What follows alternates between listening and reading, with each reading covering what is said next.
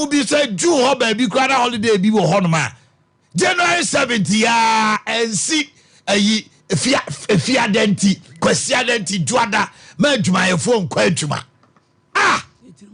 and also Monday no so yesa na weekly nyina asay o obi be fa ho de atukwan oma Tuesday no afa no waba no akwa adwuma Wednesday and na Thursday no akopon a whole week is gone ya the holiday we ye dey yo na ahemfo na asase ahemfo no o ma ka omo ho na asabe na me kan ensem ni nyina ne se bolewura bole bambon hene wo se o me obe hwese don mama benya 75% votes e wo bole bambon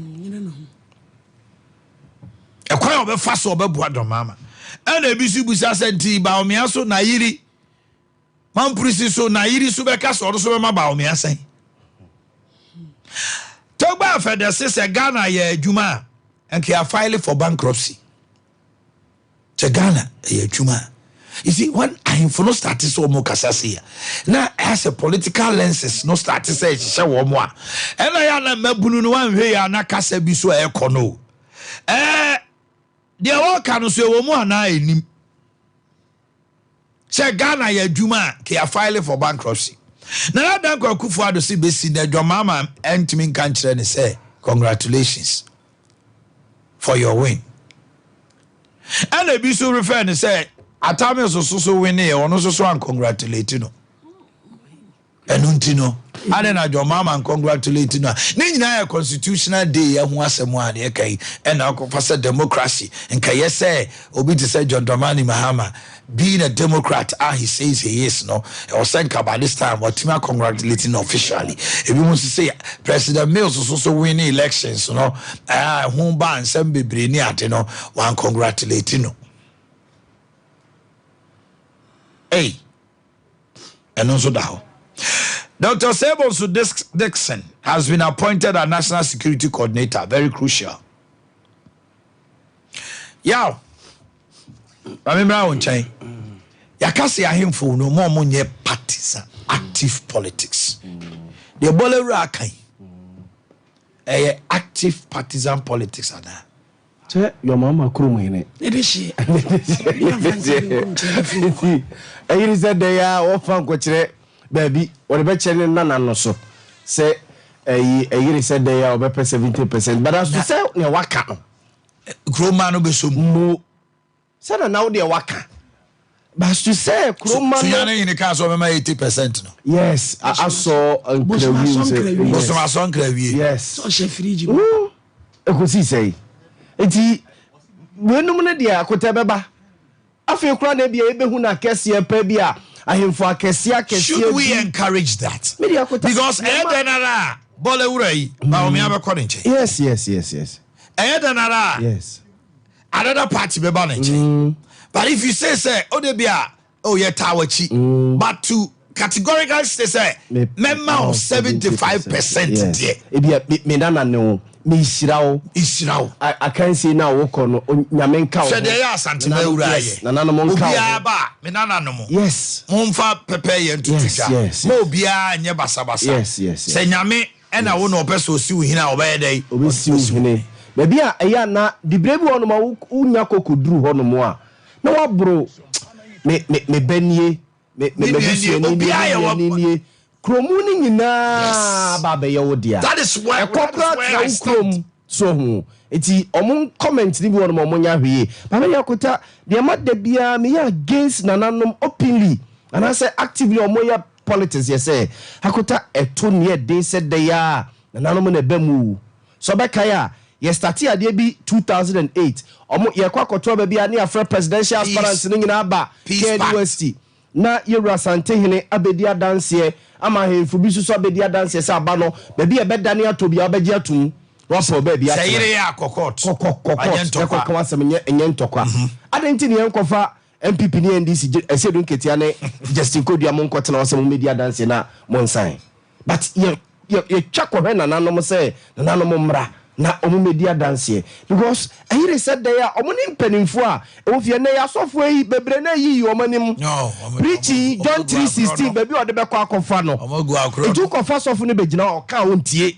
omagu agro no so ho ni akokan ya hemfo no omo na omo mu duro ne se ne omo si conduct omo ho afa no eto ne e den na eja o ka na obi aso ontie a na nanom bam na eja wo de nanim fade ne nanim duro nti no na eti ni sa nti me de I've never say me support say nanadom actively ni openly omo enye politics bi nti e be sere wo mo so omo comment bo mu ade ne de e be ba an wo de say untuba ni mu a emu ya na mu odu ewu na hono mo sa so na kota wan hwe ya wo be kan ye nka sese amanyoforo mo bo mo mfa snap mo de black label gold label reserve any blue label never abosom no so di kogusu se kridem no mu testi blue label na snap no I was ever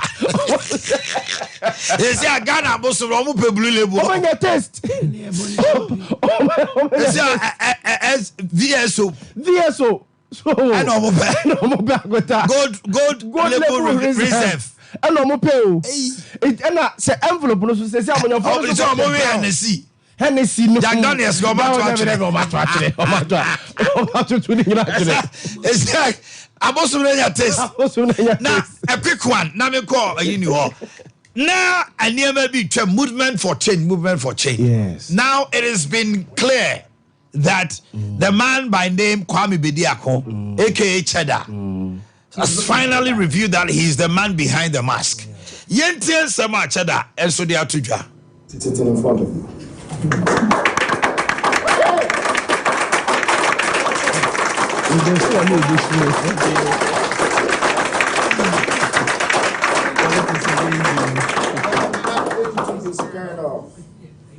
I came to you as your salvation. I don't invest in myself alone. I am investing in you. And surely, these innocent leaders sitting beside me, of course I will not go to them and tell them that, hey, I am a man in a mask and I want you to come to Ghana to support me to do this and this. And this man of this dignity and this woman with such power will say, yes, I'm going to follow you to come to Ghana to do your convention and all of that. No. It is part of the movement. We need to educate. We need to uplift our children. We need to voice out to them. Baba for Ghana, Baba free UKBUT.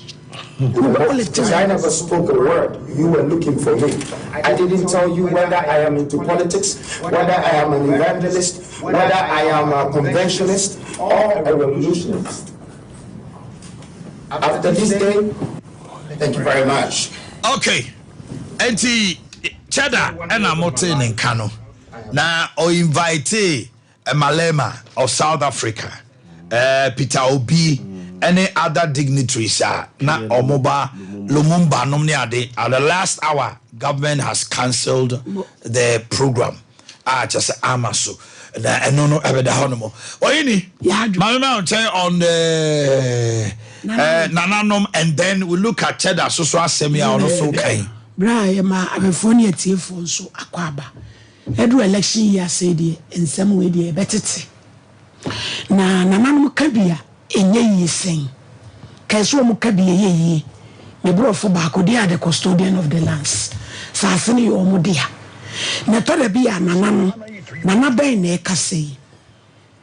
We yi na nimwa ma ye hu se wono de wogina ti asem no ye pa enso ka ye si enti yemfa Bollywood, of course. Do mama and nana. Into to me Vanessa Benkum Cochran, my from quite. Denia, if you are dear with fear, ye. Inti, yes, yet any train castle and tisabon tiso from a fankudi. Tidio Kai and a dear. Nika, Anna, Wakano, Yahoo be pain. Nana was my son career. I'm a fan currency. What Jeanette Sunyai, Hamokaibi.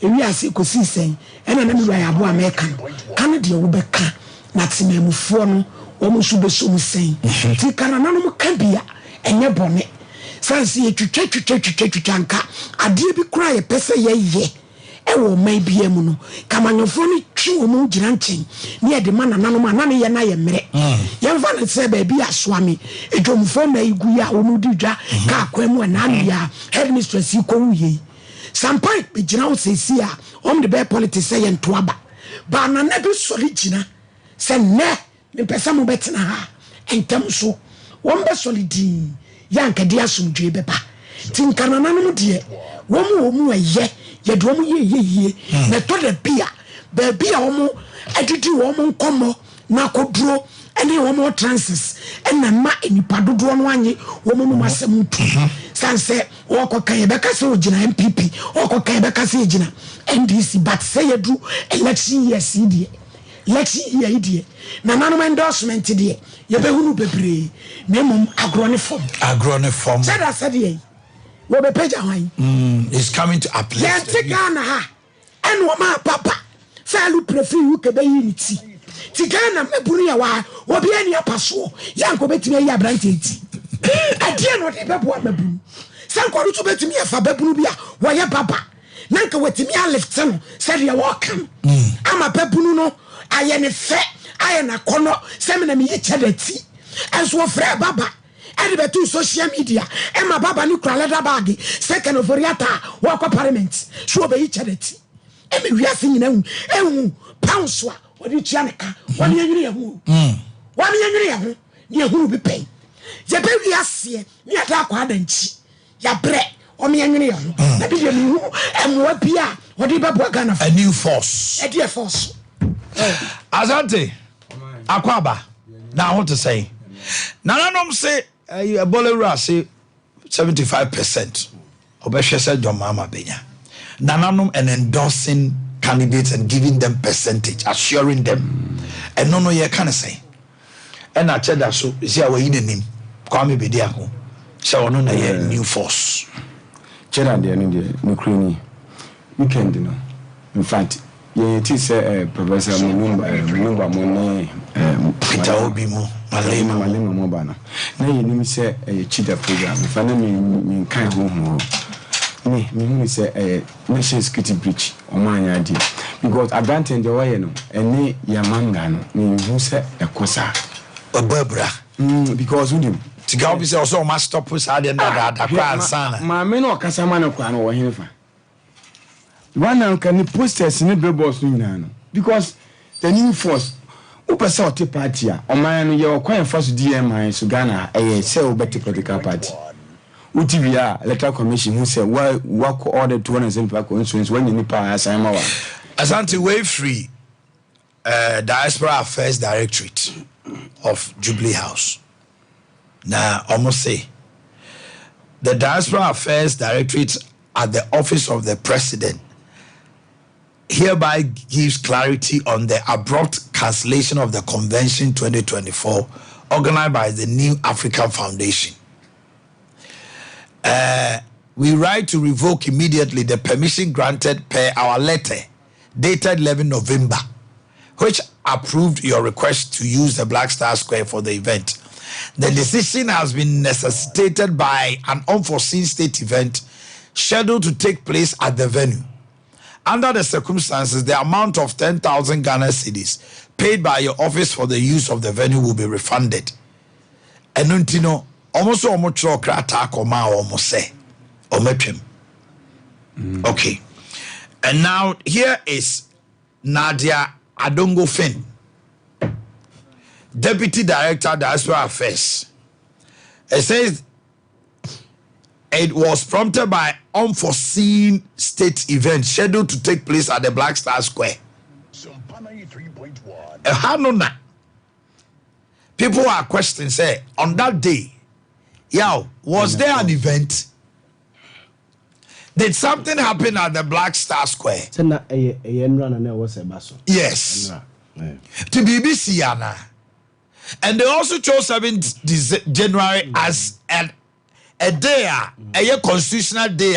Sat down on the Ghana man peninsula so. And the ABA, the Diaspora Affairs National Security Susun Komo Diemono, they felt said that day as crucial as a constitutional day no want to mean ye bibisa ho but ebrebe no mo dwene ho say also mo twem akota asante kwia ntina na meka say national security breach what letter ba obi aka say what letter ba kwa koyi program ye hwe adwuma no pense sa particular institution say yemana kwai ya na say dwuma de no bodie no ne ye omamra na ebo ekwa na sebo abra na meka say the new force movement na opeso de ba no ye wo man emra Ghana ye ni funny say hostile environment bi I say aye kontokwa opeso te party a the processes are there.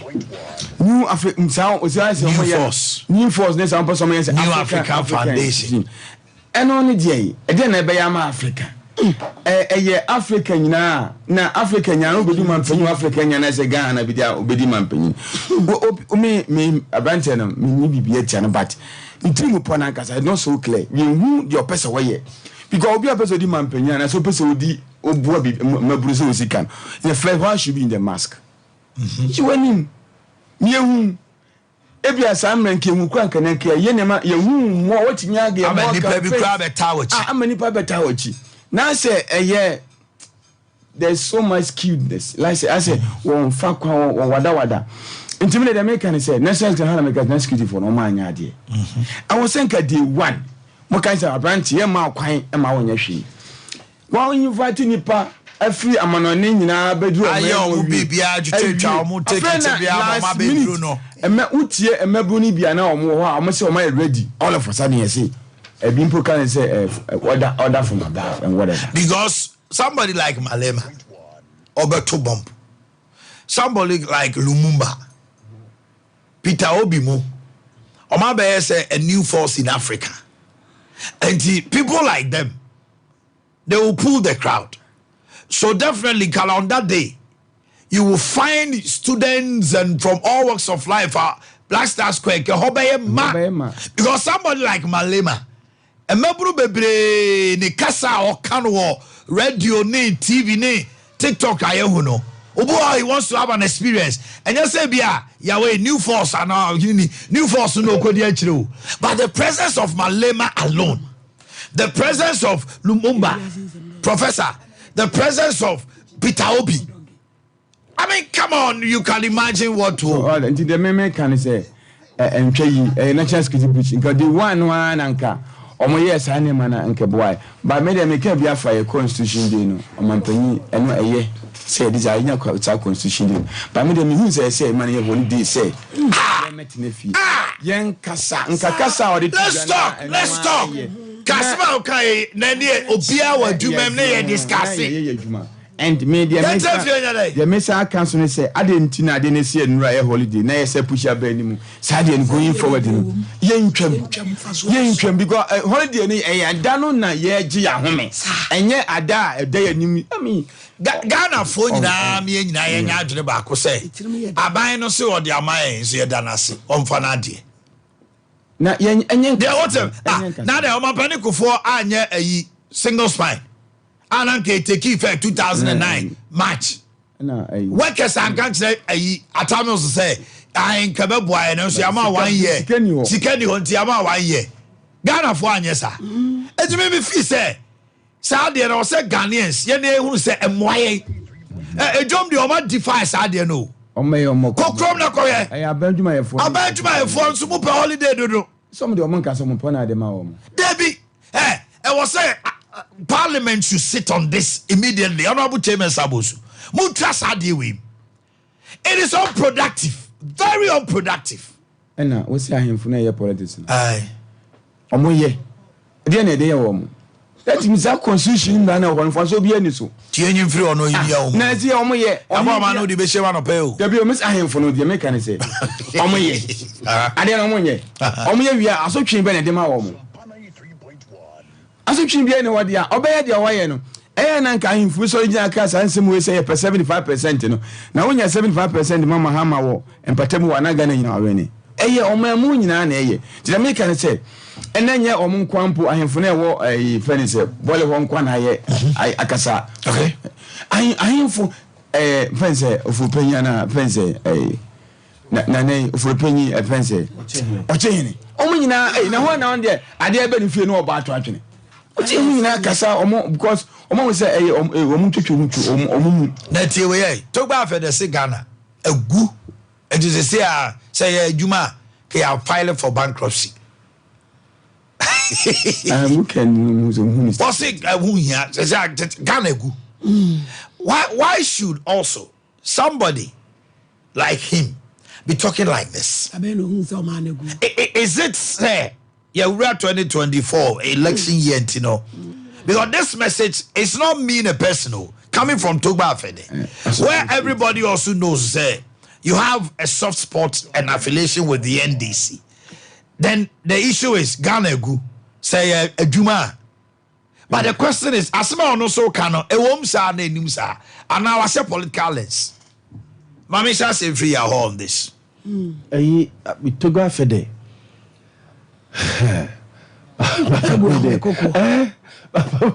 Ade akoto mama. Akota Togba Afede asemo a waken. Me sure say e fufuro magana fo nyina. Me sure say e ya de fufuro de magana fo. Omani mu di ayo sika semo enkoye hwan enya de fufuro emfa maye. But ye besre ye mpedimfo no binum. Me hu boni a ewom se bia obeka no. Barakunta event krona na ekoso na okoka asem. So event krona na ekoso na okoka asem no. Eni ebia even kra no oka no your demeanor or even if it's a statement now issue it's a statement kra na we issue where the no of the statement no show whether you mean it yes, or it is to bash the government to make him unpopular. Anyamani bi ohonoma wonomo ensi abotre nyamani bi ohonoma yes mampani na naro danko agufo do no ate wonomo sisi no onim say mekai say omode na de beto so say Friday Saturday president ne Omanhene bekasa ho comment na wo na de na no okay dia kam sem ke bi akwa yes ono ate honomo no ano onim say sisi ya wote ho sisi no he is the most unpopular year wo Omanhene sisi obodi di kra na ase akwakoyi BBB but in semi bi wono mo a the hard truth na agubra okuta Omanhene gum na afi na ye yakwa IMF ko peska dia babenya ne Omanhene neska so asa ya asa nkoto pan Omanhene okuta Omanhene dia no kre Omanhene gu ekianko IMF se Omanhene awu a ekianko IMF it is a say Omanhene dasu gu ana epeja minu mienu di ho dance IMF na ye ko no ho no mo se ye kwa akopa bosia no Omanhene kakra de podwa ye nsem no se akwa ye ono kra ka kire so nyame adom mo mind na ewu ye no enyane oh sorry so to me no so the IMF no na international bodies na yeso omo no mo rate economies ni ade no omo asase and minu mienu ti omo mu sesi akota ya ye kra ye di ho dance ye say yes san bi ba kakra esesa kakra but ebia o se kontem kakra se ne e de hyew agigu ye no kesa so co speed kakra nyane ye ami ya tuhu ye niema enka ebeboa biakota kitwa bi on sa holiday ade ye besre se MPs no niema ni bi wo hono mo a eya omonye explicit ewo ho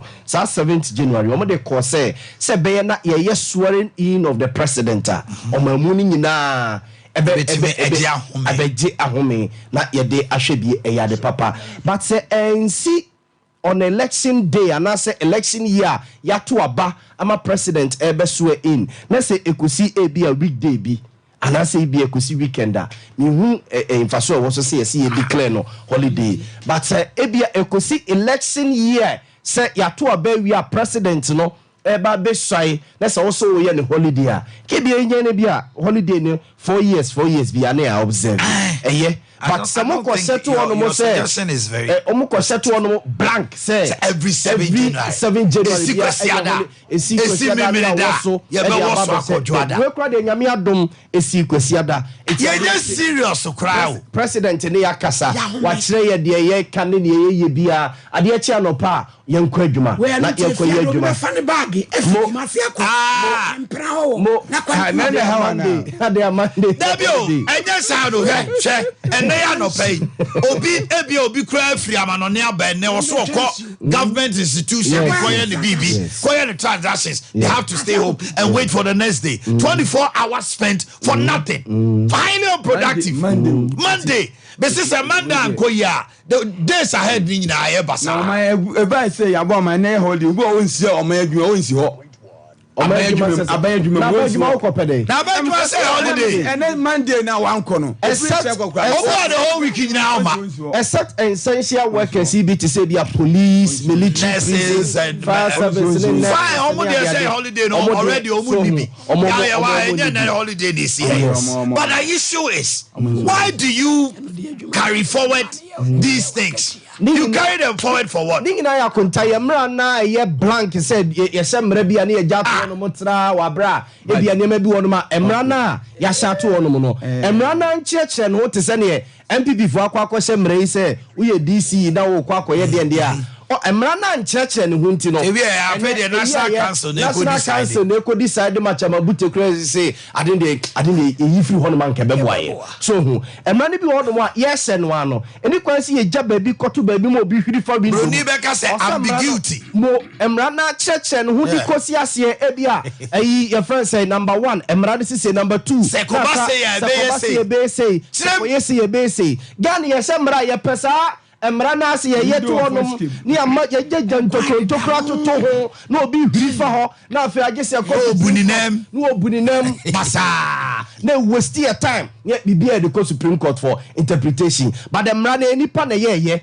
unim se sa na ma wenum nyina betima sisi na de atototo ho say they have the spirit and the letter. The best spirit letter is what is there but the brain behind the Supreme Court any spirit in the letters Supreme Court obeda chim no na to da kwa mo chire mususu ana no so akwa na kutanya ne yakose mrasi yankodua wi a akwa Supreme Court and Supreme Court yankotwa baby parliament so si yankodua pese endai wi Gani yenya gold yenya oil na no yenya lithium ansi abrabo ansi yen wi mom ena e bi se beboaye asase de bedie o man ya ku anim no ye hwese constitution no e ka kire the idea we also parliament minim se obi betim de akọ o man ma she be events Supreme Court na wan de ma so che wa sante e bo fa kwa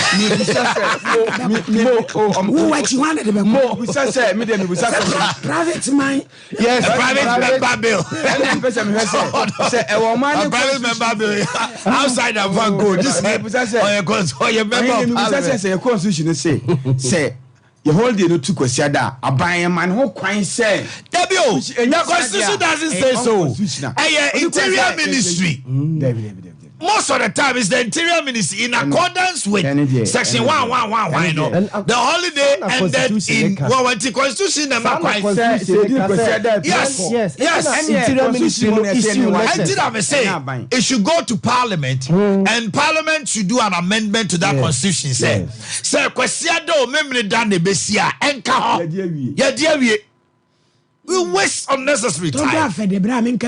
Togba afede. Agbamafia of Asogli State. Me penasem say bra asema Togba afede ka no. Ne kwan so of course Ghana yedin. Me bro nya we pa na me hu sa ho kire ho. Say ya tena fidi kasi so afimu. Akasa me ko ntina twetwe. Na ye nya hwe. Me de se mo di mu nya bidia. Me ni san komodo na bag no me ni san komodo ala sani wanya hwe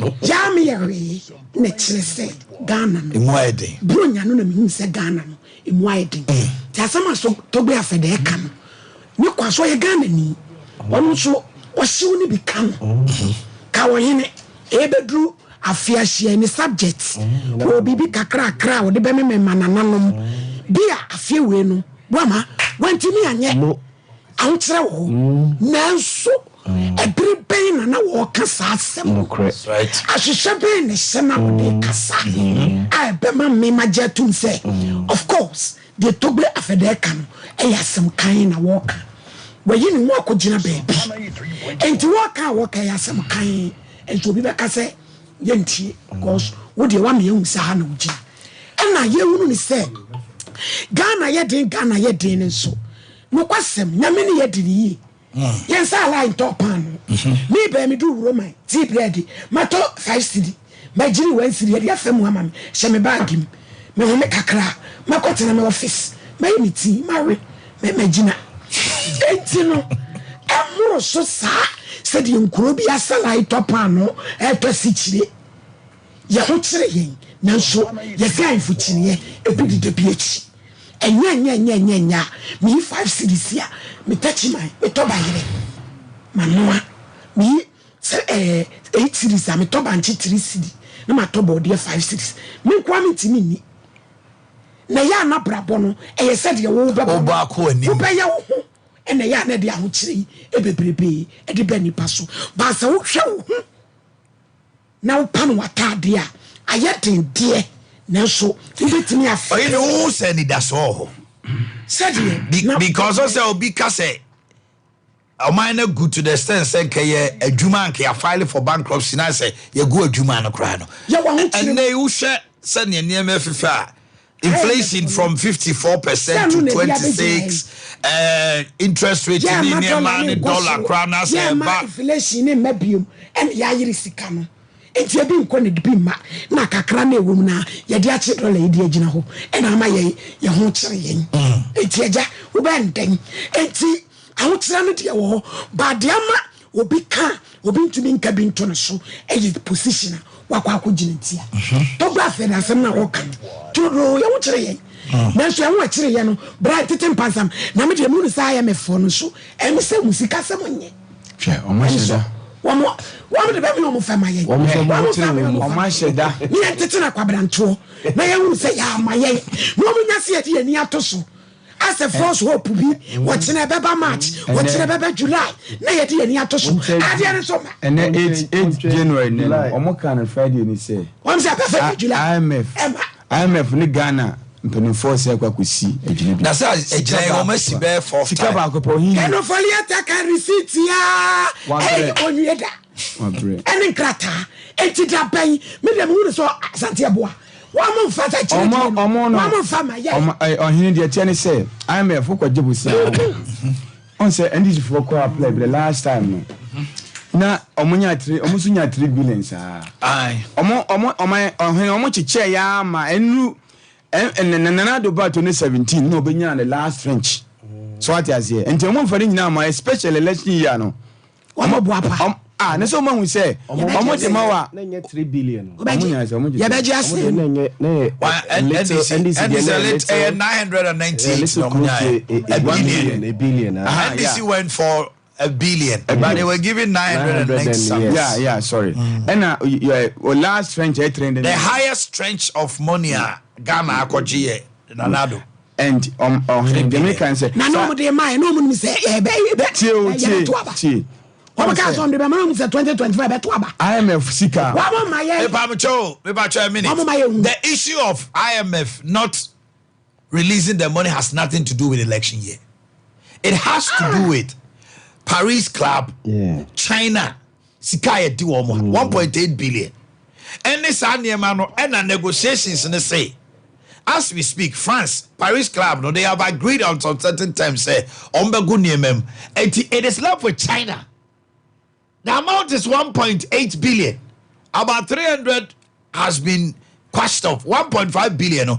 China is not ready. China is making demands like Zambia airport, Mufamaye. Installations be almost between the Attica for years, and Zambia, our corner military commander, na China, Nina, Zambia, and Ghana is not ready for that.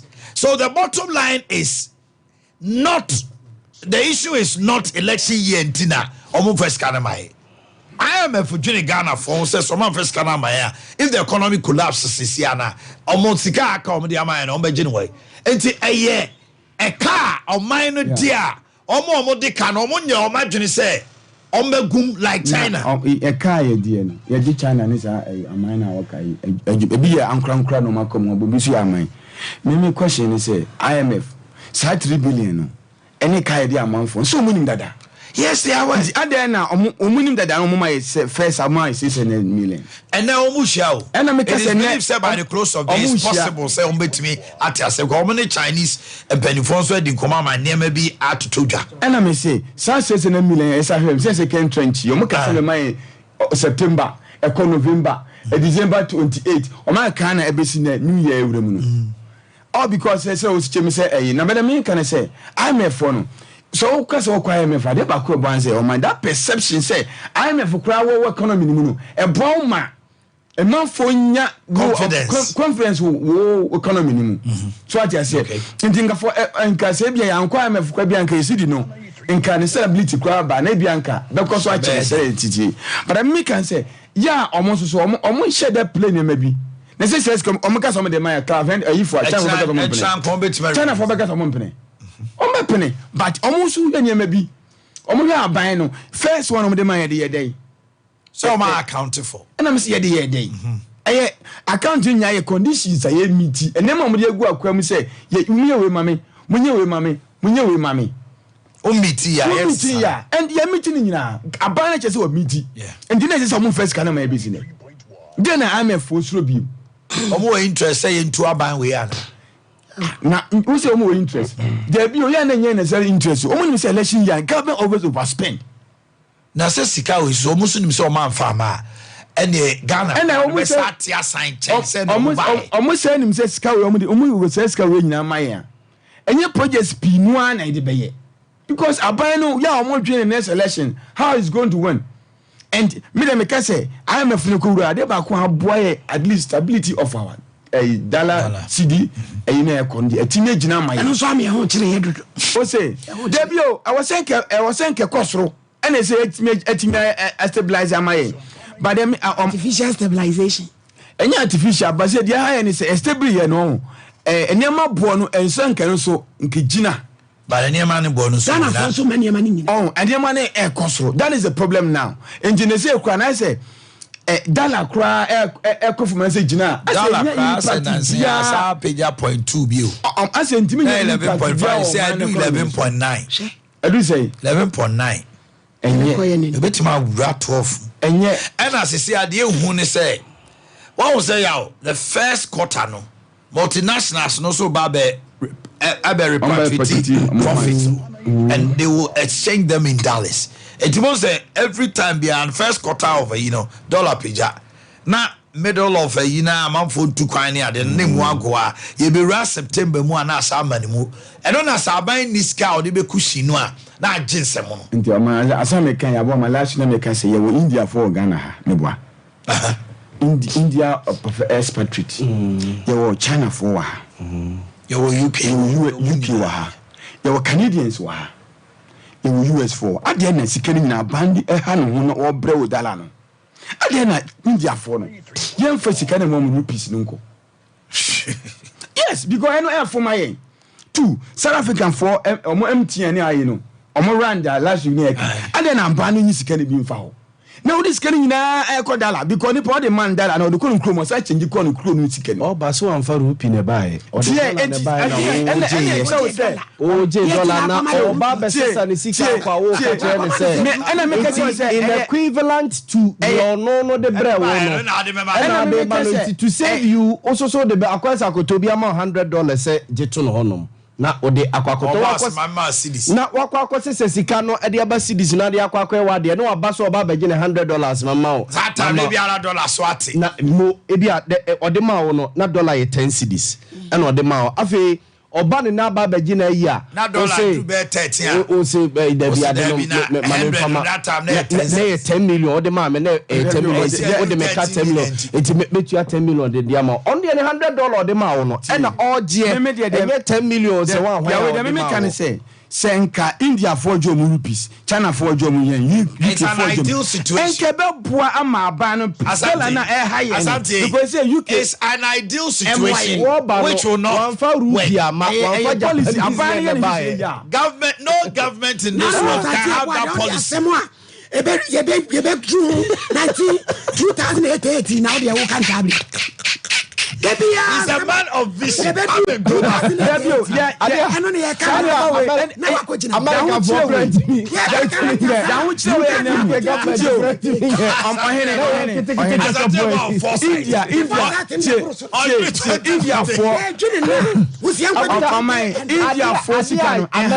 and UK ne break your friends Germany about China. Yeah, what's the Sika Kokrobo? China has a policy. $20. You need some muscle. No, the financial muscle is not there. BSC Kumasi, Yatro one night $100. $100. $300 a night. Otigana high this you. Obeji on a CD equivalent about $1 baso obeji. Lancaster. Lancaster. So what with that? Now what you woman who crowd Kana Woody and Ukrano, who ain't here. Dollar ne here na me the dollar bana me the about business na me come groma say se kwase sano any Japanese yen what just some now let's look ewiema edin kakra with respect to primaries no omo mahunu omo bobre hunu National Council na am say omo tena se kakra bi enne ahwe ndi se ba bi se see abato no. Where are you seeing it? Yaw. Now we can anano say that some MPs say MP before retaining Oma, it will affect them. Some are also of the view say there are certain constituencies where MP no in as much as say because we might say or young popular no or free swa the new one maybe an MPP and lose seat.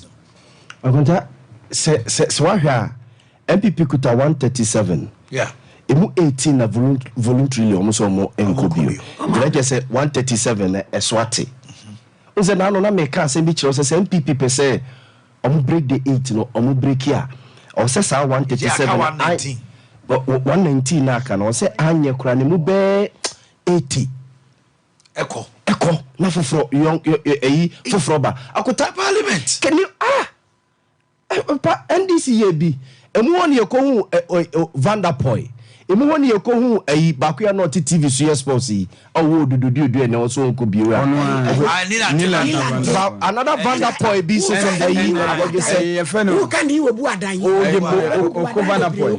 Vanderpoy sa Vanderpoy is for no bi no emu no ye konya sa young man Jata George obey itimen say and itimen experience one and the boy ne kwa adwuma oye no parliament on single handedly on the lead anti LGBT one wakodi say parliament some few say the second term na what be you said Mutala Muhammad said this are young more kosabai Alasan Suhini show performance of parliament but me ko MPP mo your friend say Wakobi akopede. No, why do I manage to perform? Demonstration just on fat. Oh, I'm now so then. I listen to you anymore. Kokwaji menu fine. Of our form. Wakopio. Kokwaji menu kopio. Enya Ghana. Obedi day. I can say. Demonstration. Yabreo. Any penifo a ma bre. Omo yadwuma wo kasa omo nti wo ma so asi ya bre are listen about Kokwaji menu dinim into Okobio wo no post Okobio the Doma Central yes Doma Central Okobio na yire chiri trade mo ho ankare puma konya na we okopa mpie no but at this time Kokwaji even now people are calling himself resigning from Ministry of Health because of awodene energy ne sa ne man hey osako for form bio so Doma Central so be kwakoto aba ma no be papa isu ko bi mdo se Ghana for me mo mti akakra kai hey what kopio he's winning I don't know there you call on the petition nyina call on the banfo say abrante no omo nyi no ma to na twere kwa I'm benefo on the benefo was it David o judge the petition on the by no man say o ma to ya ha na ugu so 119 no akota 119 na aka sesi no ebe ya be 80 die omompo omo baby entina be 80 days MPP say omompo MPP na too much akota ni too much akota odadwene ho da say a young man we Alexander Afenyo Markins obe deputy majority leader perform to that level odadwene ho da dey no omo so omo ina ntokwa bai no we said you see dazzle parliament on na the first day ye dey adwuma man as deputy majority leader Domi kwa benya adwasa wako na oni wa makokwe any lady ba ko bi so abam ebe yiri o anodompre why na dadwene say anodompre ebe puti up such a performance omo ema no as chief whip obi anwene Lydia Sarah Malasan omo ema no say deputy whip say den dey obi anwene say these young guys and I say young people we ebe puti up agboja mo and a chief whip omo yi har na disu ne mu ntakafu ye wuni he keselato forcing fami agboja ene wan performance akota so obi ankwa ye hu ne ye obi mu obi ene wono ma ye wo no a ye wo ni so o medi MP Dabi na fali se na moto nse odi e wo no ye si be DMP ntu de NPR na odi o kwa na nyina na if a person like Chimensa of all people so on ko biwa mo amaka no si o ye omugu ho ye de ya na mokomuko aba mokomuko aya mo aba akota de hwewa unipa Jogate didi no se ye me nko bi now we share the performance of a young man John Kumar second term deputy minister of finance yes omo nyina ye omo first time no makoko Collins Adomako akota ye da dwene da se Collins Adomako mensa da parliament first time no 30 something years 37 years kwabre nso lawyer nso ginem kwabre ayopon de oginem pa Jojo Pon say Yankobio Francisca o share no Wankobio oso nkobio so o share ne ekoso no ne ne ma wakotu kasa na eko ne chi no penti wate no yes akwa nso ya nyama no obukusu yes holidays mo Rose minister ko ho no contractor na ye adwuma o se o mo ye adwuma no kure wo me yese kwabiri is ye no ho ye de ani akobu mponten kwan na etwam ko mampo ko but oko Kenya se oko baabi a ekofa ekopie ayise John Krom ho no mo ene nkrompo antwa kwan de yes omo nye but omo nkiti bi a contractors no wo so a omo yes wo adwuma so mamponte de age se double ya ne double oh ayi manso se manso adubia manso nkwanta na kwai dasoa de kontukrum no obi ankasa wo ya ona nkwanta ya na ayi ya na nwene ne sia manso takrase agua pese ekuro manso akwasi so manso emedwaye omo ba ko fa otiri koche manso fa otiri koche ye minimum omo obi abo pa ya ko boli a ko si Johnson all them it all and do there for you fi say but asante abo ane wonya adwene he believes they should have a retentive memory there should be you can say institutional memory oyi nipa ne bebre su free ho no ma diminish it. Some time ago we were all complaining. So parliament at a point in time and Tokwani Niema Bino, the parliament of old where people could dazzle and bring ideas no. We swati. Akota se oko NDC eyi ho sisi ya NDC minority kokosa menye sure say yebinya ebia obi a wakobe 5 terms obi a wakobe 4 terms or that so eti ho no mo sisi. It's about time MPP omo from na nsi from MPs ni bo no negotiate with them say say ya veto ya clear woni ade but ebe ye kranka mami ko do mamra eja usu be mami mo ache hello eja usu hello do mata poko eja usu be ma ko fa forms akokrampo be bintina one na o mama mangwe ya kasa na me mtie dia aka etina me kase enye se institutional memory no ebe free ho no mo nyame ayadom obi ti say John Kuma so obesa kobi o obi ti say Afenyo Markins obesa kobi o obi ti say yaye Collins Adomako Mensa finance committee first term eno okoye hwadwuma okokoye wo honom obesa kobi o hopefully obetena finance committee ne so Mention of ye nipa miensa ena Collins Uso Amankwa Akwesi Kwedu ena one Osei Bamfo contest ho ena ukona poll so ma be miensa ena omo contest na po omo nipa mienu contest na po nipa mienu contest na po Mention South enti obi ti say akuta na po obesa kubiu institutional memory no ho obi ti say ebia Patrick Yaboama obekobio institutional memory no o de hwe omo performance adwasafo ebia obesa kubiu akuta de hwe ade o say Patrick Yaboama yo bia oye deeper akuta domi kwa benya de domi kwa benya de adwasafo ti say Miguel yi friend say Amaduku a you know what equiapem the akota difficult so we lose elections some maya ne mienu age so moka so mo ko delegate na to ama no akota so enti no jato ho no mo ba akra delegate ni be say to ama no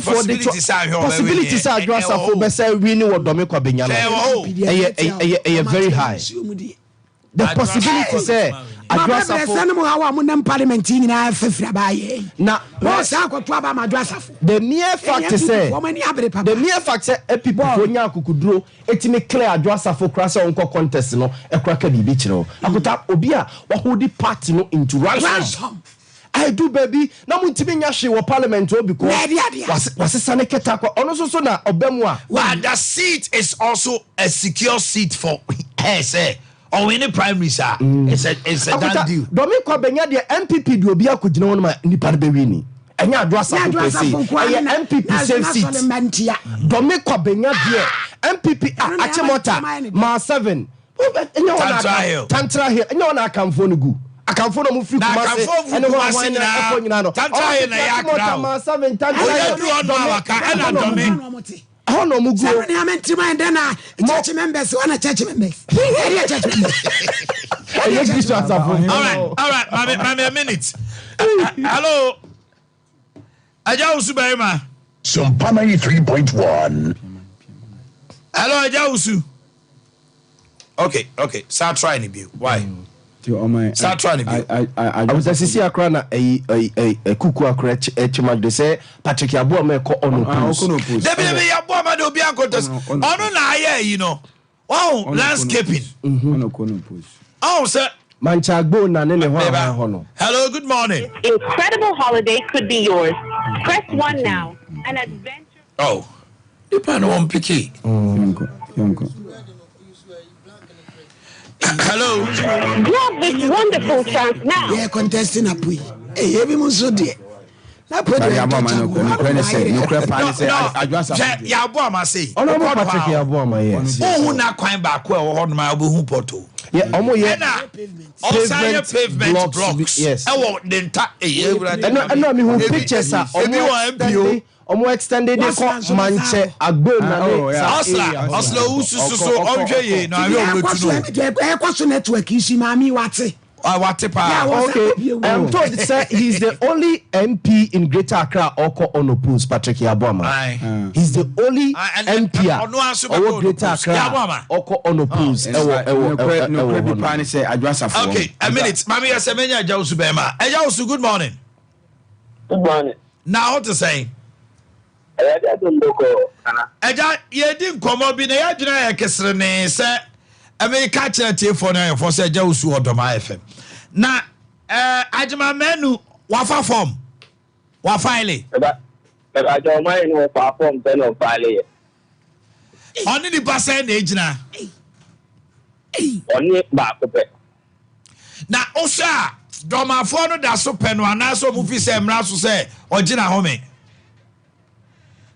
domafo na nkata in general ena ubika dia domafo in general no nyam ko ko kwad mama ni problem with the public and I say the voters because so say vision community do no about one ono na oye mpia udi emadodo pawe ne wo broreje okay enti na sebe ya wo free ni party ni wo free no esi ayin fo na wo party ni no omu emu na abibia no ya na ni ti ade ewo itante bebia no ya na ni party ni entichemu ni ehun na mentina ma esi ayin fo no obre ansa na wetu ena say ni pa oni na gina yi ono na ebe se enchichia be se juice ni de ono ana ni na gina obi fufu bia emmefa form so nka no na wo sha san nipa no a eja usu wo san nipa no this time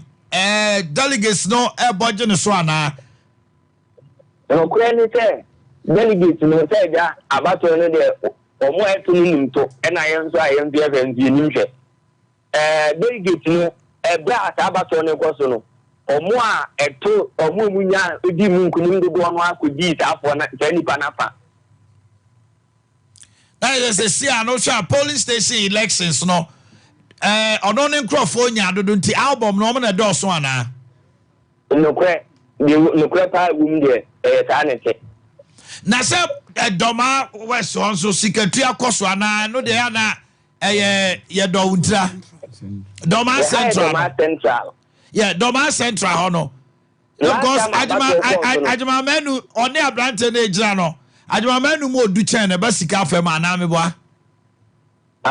Doctor Yayebu anzi Baku deputy CEO. Enti enyete ono ntuni bi. Eni easy. Na is a contest no e keen pa ho.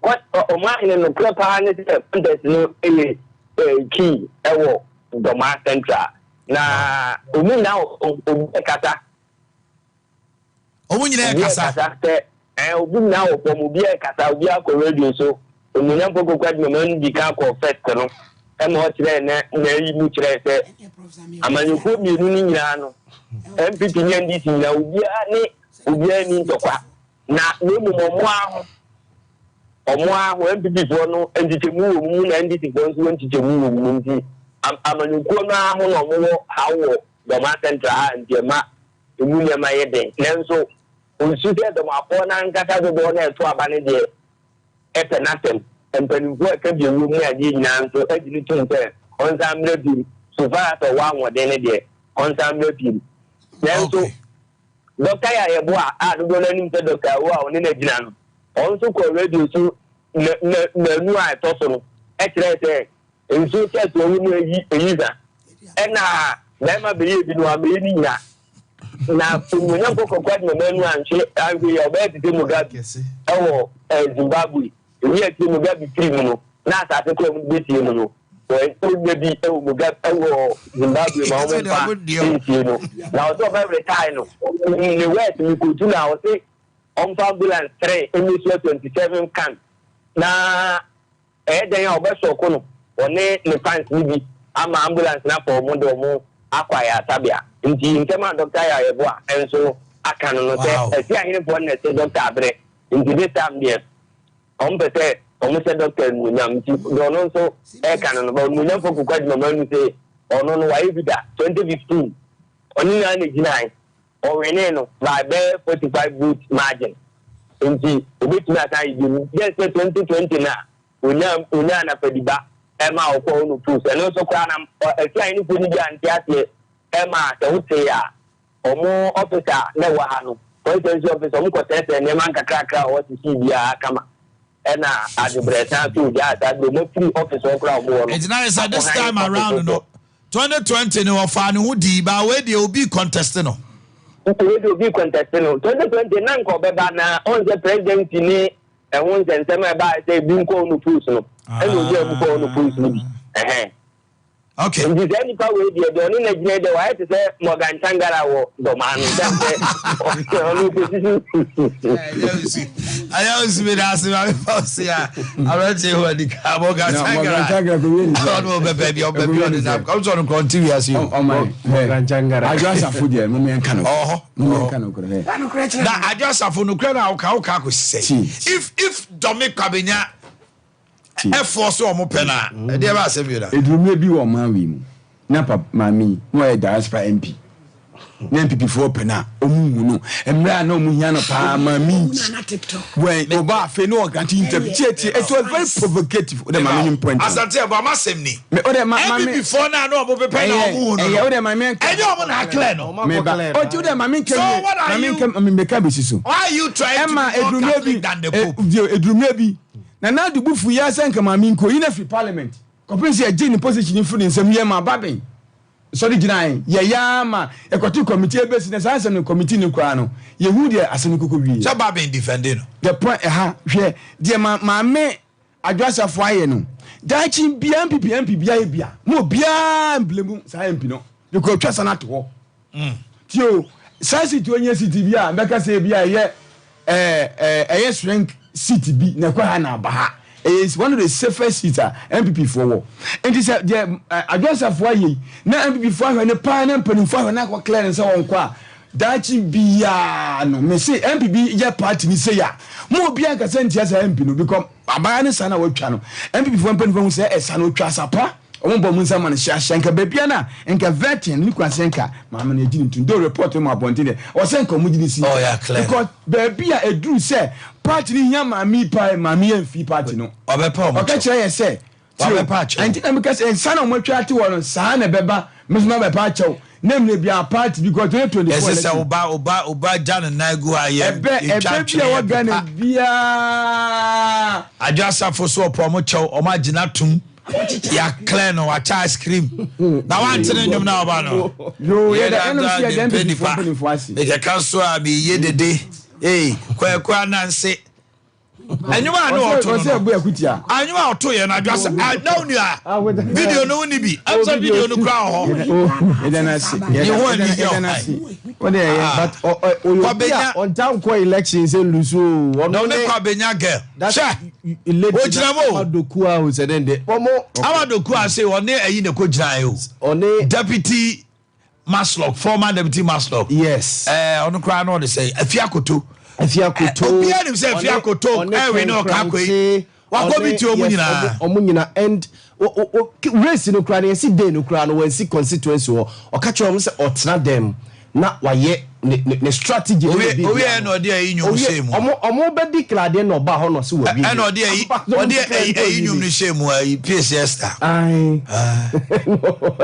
no na abo ti ali adia am say for Daniel hono ya commercial break aba na and Jojo Pom will join me and then Honorable Kyoko from Pom will also be joining me. We're having some discussions on Ahimfonum declaration of Sensema Ade, how best we can do to fashion our democracy. Constitutional week, we discuss what is your role to play as a Ghanaian to defend the Constitution. What does the Constitution say about you, your civic responsibility? We'll look at all that. Sisamre, Yaya Kradwa, Yemfa commercial, no Yemrazis here. Clinic a sciatica expert. Sciatica no o nerves na wo to ase na fa wo siremu. Abesi ase ho no. Se ho techima eno ene ye fa ne sciatica. Na etimi bubu o to ase ka wo se dwe wo sirem. Wo je ho ba bi a enye. Na eno na 21st clinic ba ye adwuma pa wo mu ye ntia baso bo magine wo Ghana ha. Ene amono ne enya asem ketua. Womuji international awards ahodo womuji local awards ahodo na anu nso na womu be the only sciatica research and treatment center in Africa bibrim ha no ebi ni baby a gise 21st clinic nkwa womu de bibiduro ene besa o yare no masa de machine aka ho yare sabia yare bia wutimi de ko ne mama de ba ko a womu gidi womu pa no sciatica ena stroke nso de kwa diabetes ne hypertension ne ade Ghana ha ba bia womu ho 0540 311 311 0540 311 311 There's a 21st clinic. Woman is sciatica expert. If I show you, I'm sure you'll buy it. Ade, and that's okay. What are you going to see about Queen Wayne? Say, Bra, said your time about Misha, Esia Jimmy fearful, and Yadia about Ebersoy. Really, do this offending now. Bra, some because me the time about Misha Huadansia, we are seeing now Ebertinka, 87 malaria, where drawn it time about Misha. I know go, dear, no matter what to me any deal. What drawn the time about Misha? A drink, and your mark or bar waffle through, dear one mark for down for any aquada when you fear to me, and some of the time about Mr. Draven. Shasa Wako Hospital, and answer lab, I'm what who said, oh, a 3D malaria be answer. I also time me CIME, time about Misha. I feel malaria fever be an Ziva, a woman, even slap. Ubing be at all, over the counter medicine sellers, and the herbal shop to draw Namu. FDA Aji a judging cratoy at all. And now one of the taste of Bano sell for Canada. Oh, Woko, of course, na yesi a Japia Banon so or cock Nance one dear or Koyajuma. Me say, I'm out for Kono, and Yagro. Jaya no one do walk Cosano. Oh, Express Group for ya. Express Group. Yes, Express Group for Bia Nanya Bre. Best or Tuka Kaman on it, dear. What do simple? If you want to study and work in abroad in any of the advanced countries like Canada, US, Australia, UK, and Germany, they will take you there. Let's say a visit, and I'll tell you what Dubai, Canada, UK, USA, Australia, and Germany. Numa, what do you say? Jumaswa, what do you Dubai, Qatar, and South Korea. And if you want to write an international test like IELTS, SAT, TOEFL, GRA, and GMAT, they will assist you to write. As a full labor, runabout wa, and crying, Kanachi First Light, Tema Community 18, Lasibi Goy Filling Station, Sunyani, Silver House, our High Court, Tamale, Ayama Building, Yabe Tamale, Teaching Hospital, Takrade, Market Circle, and our offices, our Mabe Brace, telephone 055 555 0067 and 0249 000448. Mama most skincare and cosmetics. As I have the Masoya bio. Some of our Moncadia, Tabakunampa. Sadi, body so cool, body no ever casadia. Let just say, Mama Mo skincare and cosmetics. No, so bad jaboso, pimples, dark spots, posture, uncertain night to Hima and Shababia, some Mama skincare and cosmetics. I had now bar, a best scan on our skin. I have a son in it me after and to mapa, and dear friend. In a qualified esthetician, and a non surgical, into bar, the best so, Mount Tunka. It's mere pulley and a numb. The lecture factory in every straight and no CCH and the root to now so it's me a come. You will Kumasi Mall opposite and yet Chesals Hotel, first floor, Accra, so you were East Legon, number 3 Boundary Road, Ukuweja SCC Kaswa Finance also. You were on the Malam Kaswa Highway, so SCC Junction, Tiabahunampa, body so cool, body the talk, that gym number 1.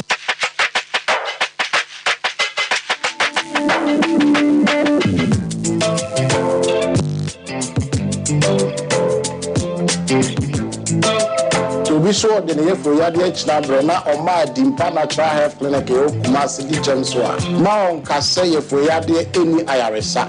So, what the other peptic, gastric, duodenal ulcer, acid reflux, GERD, and H. pylori.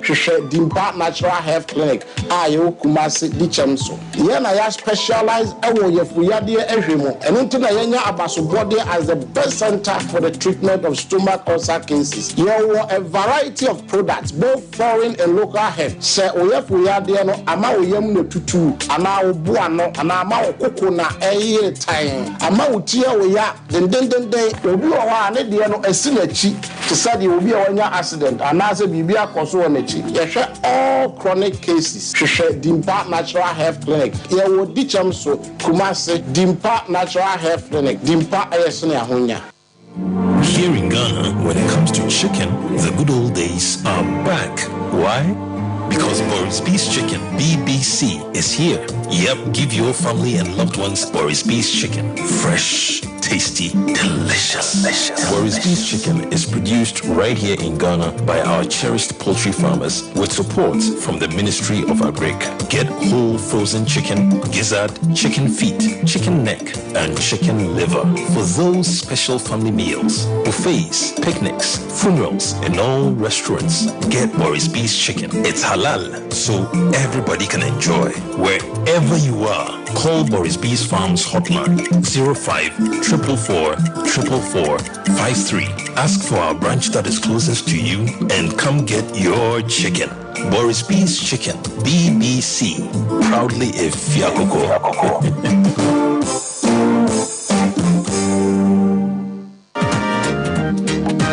Mema wakwaba eba Abe Heba Clinic ope ayansabia emprempren nipa dodo na do nani akirem wo ho na wonya wayaresa na wonmo etiapa na eye Abe Heba Clinic yade ahodo a Abe Heba Clinic edi huduma eye sickle cell epilepsy etwere yade ulcer yemkro typhoid koko oba ene bema opa wo sexual weakness oba na bema wayemre ewo mpam oberema ne bema afon anase ayaketwa fibroid pressure stroke ene STD yade ahodo na eye enisuo ene de ye honhum nyina wo de bedom Abe Heba Clinic a wonmo ebedi dwuma asa yade ama ho ato eba abefo kwan so a ye fa so esa yade ahodo a ni nyina so ye bi ewo Abe Heba Clinic wo hwehwe Abe Heba Clinic akira kwan a ye wo kano so apatrapa new site ewo Kumase wobetumi so afre ahomatrofo 0243 345 392 wo hu and we be yade ato abrabo so am say that Abe Heba Clinic e bo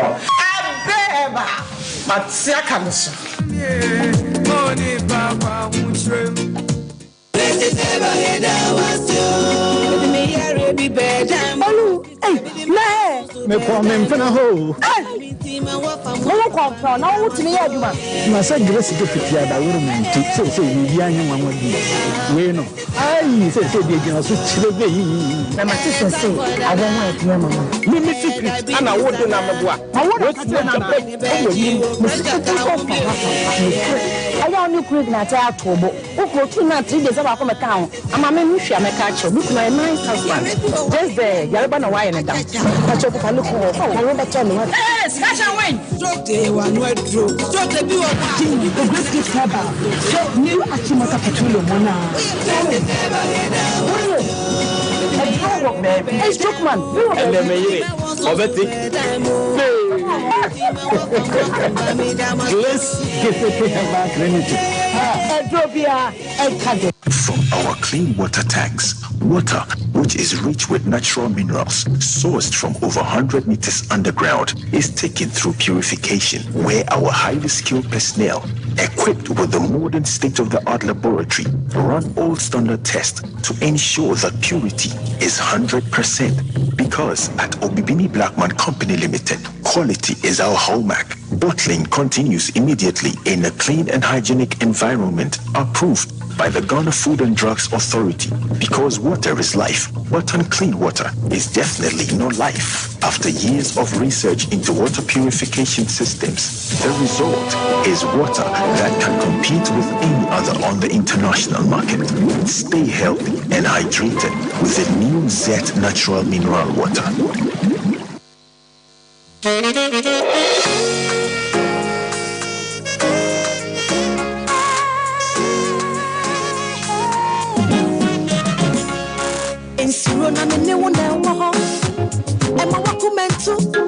Sompa 3.1.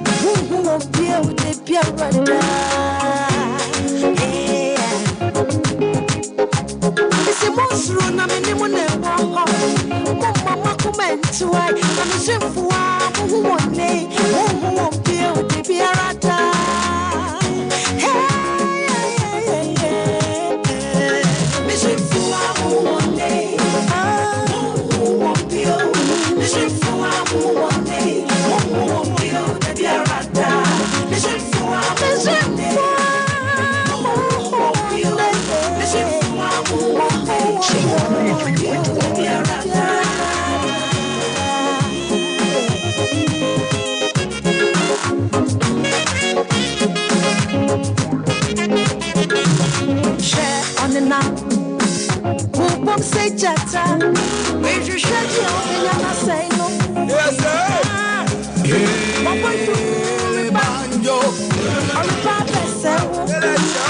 so they are good for nothing.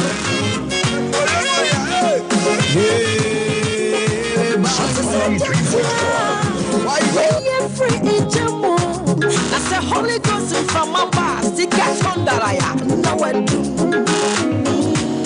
to cry.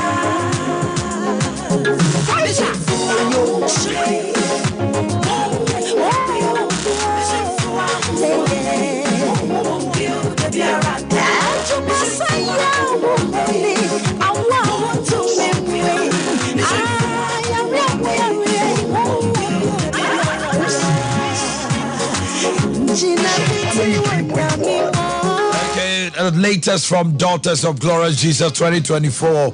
Misrim Fuamu Ombio Unhuomo, and the title is Ensro from Daughters of Glorious Jesus, the evergreen Daughters of Glorious Jesus. I don't pay attention to Chikoma said Mekano. Honorable Kyoko from Paul will be joining me, former DC in Suta, and judge upon presiding member Kwabre, a lawyer by profession and aspiring to lead the people of Kwabre come January 27th as they go for primaries to elect a parliamentary candidate. And Anope, George Opon will also be joining us in the studios.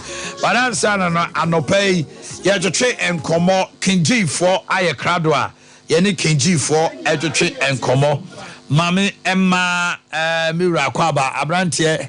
Now I want to say Bibi Aboko. Yes, Adam. Okay, Kinji Heba for yes. And I'm at Nassina.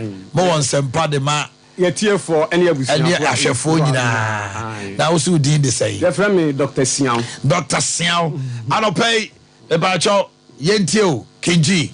Yo, yet here for I share any woman or muti. Kinji Heba Clinic, Heba Clinic, ya, de Abed Die. Asante memuha na wo atwema kofodua no ebuakwa kofodua yede nhabanro ene enubra enutan enkohina hodo ene yede sayade ewo abefo kwan so enti de ye ka kire obi bia ne se yade bia wo de akina che wapa no aduro na wunyaye no baabi ba akopɛ ena wo ba oyade no obenya ho aduro ɛho ene Kinji Heba Clinic ya ye wo atwema kofodua Achumako Fodua no yeni Gao filling station no edi animhwe baabi akane na Grace Gift wo no ehɔ na sei Kinji fo yede yahye no abedie na yede enhaban ɛna ɛsa yade ɛwɔ abɛɛfo kwan so sɛde tete wo na nananom ɛyɛ nuro na ye nuro no ye punu bi ye hwia bi ye tua bi ye sabi na de bi awasa sɛde tete wo na ye no na ɛno ɛna Kinji fo yenso yede nubra enutan kohina hodo ɛde ɛyesa na mom ɛgye sɛ ɔba Kinji Heba Clinic ya ne ahyɛda ɛde enubra enutan yenkohina hodo ne yede kam de ayɛ ne sɛ ye bedika ayo umoja mu nhwehwemu ye age umoja ye age ojonso ye age wagya nan ne ye de afamfidie ne ye hu yade apote a ɛhaw sɛ ye hwehwem ne ye hu a ye wo sonographer ho a obetwa wo scan kama ne ye hu de ɛhaw pote ne ye hu de ɛhaw pote ne de ye ka sɛ otumfo nyankopɔn ne monyam sɛ ye wo hu aduru a ye de bɛma amenatu yade no ase ɛde afiri ho yade bia ye bondi friends sɛ yade no nyame adom ɔde hu nimdeɛ ama Kinji fo sɛ ya awo sɛ ɛfa ho no odi fabra obu o se obetra fidie so a ya abom yade din yesi ye boy yade din yade anko a ekobe apem yesi unko na jesa wonko omra no susa enti entimi mfa mo yade din enti ne yesi se wo dodo nko a na hu se yade bi na ha odi a bra Kinji Heba Clinic na wo ba wa se de tie bia no obenya wo yade anu aduro Kinji fo ebi a obi utikam na wo tie ye ana wo tie fidie hu wo hwe TV bi na pesa osole kwa Kinji ye numbers ye didi dwuma no numbers mienu number edi kan no 0530 135 989 989 0530 135 989 989 and also be friend 0507 97 75 17 0507 97 75 17 17 Kinji for yedi dwuma na awotwe no nyina adwoada ebrada okuara ya wada fiada memenda kwasiada adwoada kopim fiada de ye ba no pa no nso empa mu sabre yam tie fidie su Kinji Herbal Clinic ye bia Doctor Sinibi ewo ho a omo hwe ayarefo a omo beba omaso ye yedi dwuma sa kopim sa ebebo no na ne fa ekobo no num ne yedi som no abawiye adru memenda ne kwasiada ye hye dwumadi ase nonkron na ye nomienu ne yedi dwumadi na abawiye de e ka kire oni se yadie no sede esitie bia no enwene ho entron kasa me yadie ya ne bekume se wo ma ne ye o sa wo yadie ya ne bekun a me se kansempa ma ho se utu anamo e de akọ Kinji Herbal Clinic ye wo atwema kofodua na wonya ba ho nko ade a sede etie bia no obenya oyade anu adum enti ema obi na ada ema obi mo waso ema obi nka de anim na wagye atum se me de yade de obi wo ho a was ebibidrofo de mo kasa me pa cha otie na no a covid ba ye 2020 afa de o ti fia na obi fro me so na wonti nim tri ni bi mrem o so bra bibidro me pa cha na ye den na afa de o pese upnu opese utua opese udi bibia eye enhaban ena eye omampani akufo adokra ka se yeni ane na ewo ye mamu ha no eno ebetimi aboa ama abustu ye immune system eno nti na Kinji Herbal Clinic ya ba ye se bra na beje haban enubna yakodi asase yantam okumawu abotan so ene yadua ye nua ye pese yedidi adwuma nyina enti enya afa ena ye beka se ebia sa ya hani ye pebiate ye pebia ye mfanya mpani se ahan ye tindioni no enti ye se besepan ko ne haba ye tase no banimdefo enkrofo so obanyansafo wonim nyansa na enuma ahan na wonhu na wo ahan ne mu nimdia dia utimite ena ahan ye tindioni nti Kinji for ye trana nanom na ase esua bibidro ye teacher kofi wa trana abibidro ma be 50 years or 83 years esua abibidro ye wie ye no ya menanso ye di school de kakra kan empanisi ahahra tamienu e kabo ma eye pepe ana dia onim to no so onso ne yade ni na Trump ano me matna TV so any radio so akire adidie said ye kwaya nipa befa so adidie nya ahode sa efri 2013 abepem sabre ya yeke enti dia wari kotosen oso obere kura ye nyina kinyi ana dia one sasabonsam yire atimi atwempran so oso obefa motia miensa awade da kura untimi nyenwo akinyi efise sasabonsam ane hu ohunu kura waye emfie du atwa mu namte afidie so kire se odi aduane we ya ebeboa me nam de kasa ede ba se ma waduane nya waduro no waduro nyi waduane eba asantemam ha enti dia me ka kire wa ne se tuanamo bra Kinji Herbal Clinic ye wo abuakwa atwakofobia na ba onko an se de tie bia wo ya dia de ba ye no obenya anu aduro ye numbers no me se 0530 135 989 0530 135 989 and also be friend 0507 97 75 17 0507 97 75 Kinji Herbal Clinic yes se yade na nkwa na nye yade bibi ho anye yade eno de ye ntimi nsa because de ye yade nse de ni sutie bia no wo de ba Kinji Herbal Clinic a ye ka so tumfo nyankopon anu na wo se atwema kofodua ewo abuakwa kumasi abuakwa heya Kani Grace Gift hono na wo filling station hono ni hwa animu hona Kinji Herbal Clinic yedi aso ye no Eduada kopem bra Eduada ekopim fiada de eba no nso mpamu ni apon no num na memeda ne kwasiada de eba no nkro ni apon no mienu aha se ya na ebu ho obekwa asore ene duru so aye obekwa akopepe ne de aba entibra enkase da we de omuma eda bia Kinji fo ye ba yedi dwuma na awotwenem nyina Dr. Siao ena wotene ka we de wada roma mi ko emitia me boss me boss fo mienu e wo Prempa Assembly Hall Court registrar and an assistant Sompa 3.1 na you see any Ose Ramadan or Prempa Assembly Hall Court any court to phone nyina me chi obi bia ne Kinji adwuma e phone nyina ye chi obi bia okay Kinji baby aja ya sha no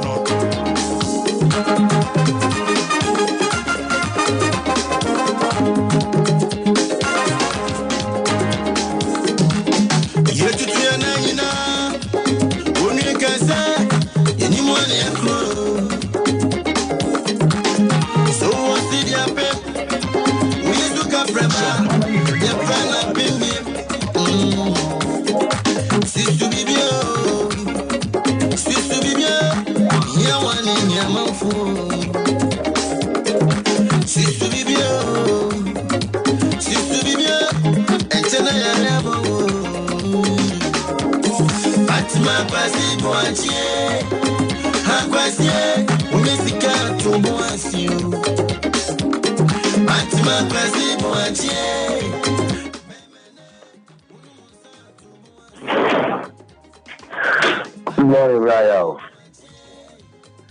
Oh, but you're not me. I'm fish up. Okay, I think come to if you so. Teddy Wall Vision FM. Now, Teddy, you did come on pay. Domi Kwabenya. Yenina ni Majwa Safwa, the debacle of Ajwa Safwa. The issues are buy and they were cover form. Answer and what para constituency ni Ghana for nyina mampani opa obi achew. Yate say Michael Kwesa neba Kwesa babio. Matisa another lady bisu kra say unity. The friend is Sheila. And they Domi Kwabenya dynamics need to say can Ajwa Safwa win? Okay. Mami tio. That's when Mami Nawasi wa kwenya kesia oda mami. Ya no kre ye edwuma na nkaza kra no ewo Domi Kwabenya constituency. Yes, I know tina mafro. The ACO within the Domi Kwabenya both the political parties in no. We need information in them. Because why am I going to say higher yeah until we want to be a higher nedba. Mamindi kind and free Mira Michael Aaron Okwe Jr. Ho. When a lawyer was Sompa no Ache. He has ever been the regional communication director. Was Sompa no Akwan na currently he is the CEO for Free Zone Authority. And you know, then our picking forms are all submitting. I don't say a more problem with their party office in the Omuna submission will be a Korean war on Chairman Nephew, Chairman Osebos. You have just 1 minute remaining. The Korean Ekobi. The same day now, sooner all launching a campaign, any manifesto. Now, the within the Domi Kwabenya, who got Domi Jum, who got Taifa Jum, who got Achu Aboba Jum, the amount for a canning in an say NPP 4% you took Obama or more this time. I was Domi Kwabenya there, and you move here new face. And that new face, both Ono Michael Okwe and the new entrance, our Shilano. Michael Kweno, any Mrs. Adrasafo, I contest 3 times in on Michael Kweno, and the question a bachelor within the greater amount for you have no call credit. Back on the line, Mofanche pa or my ye kama. Oh my goodness. This is too bad. Okay. Oh, you people.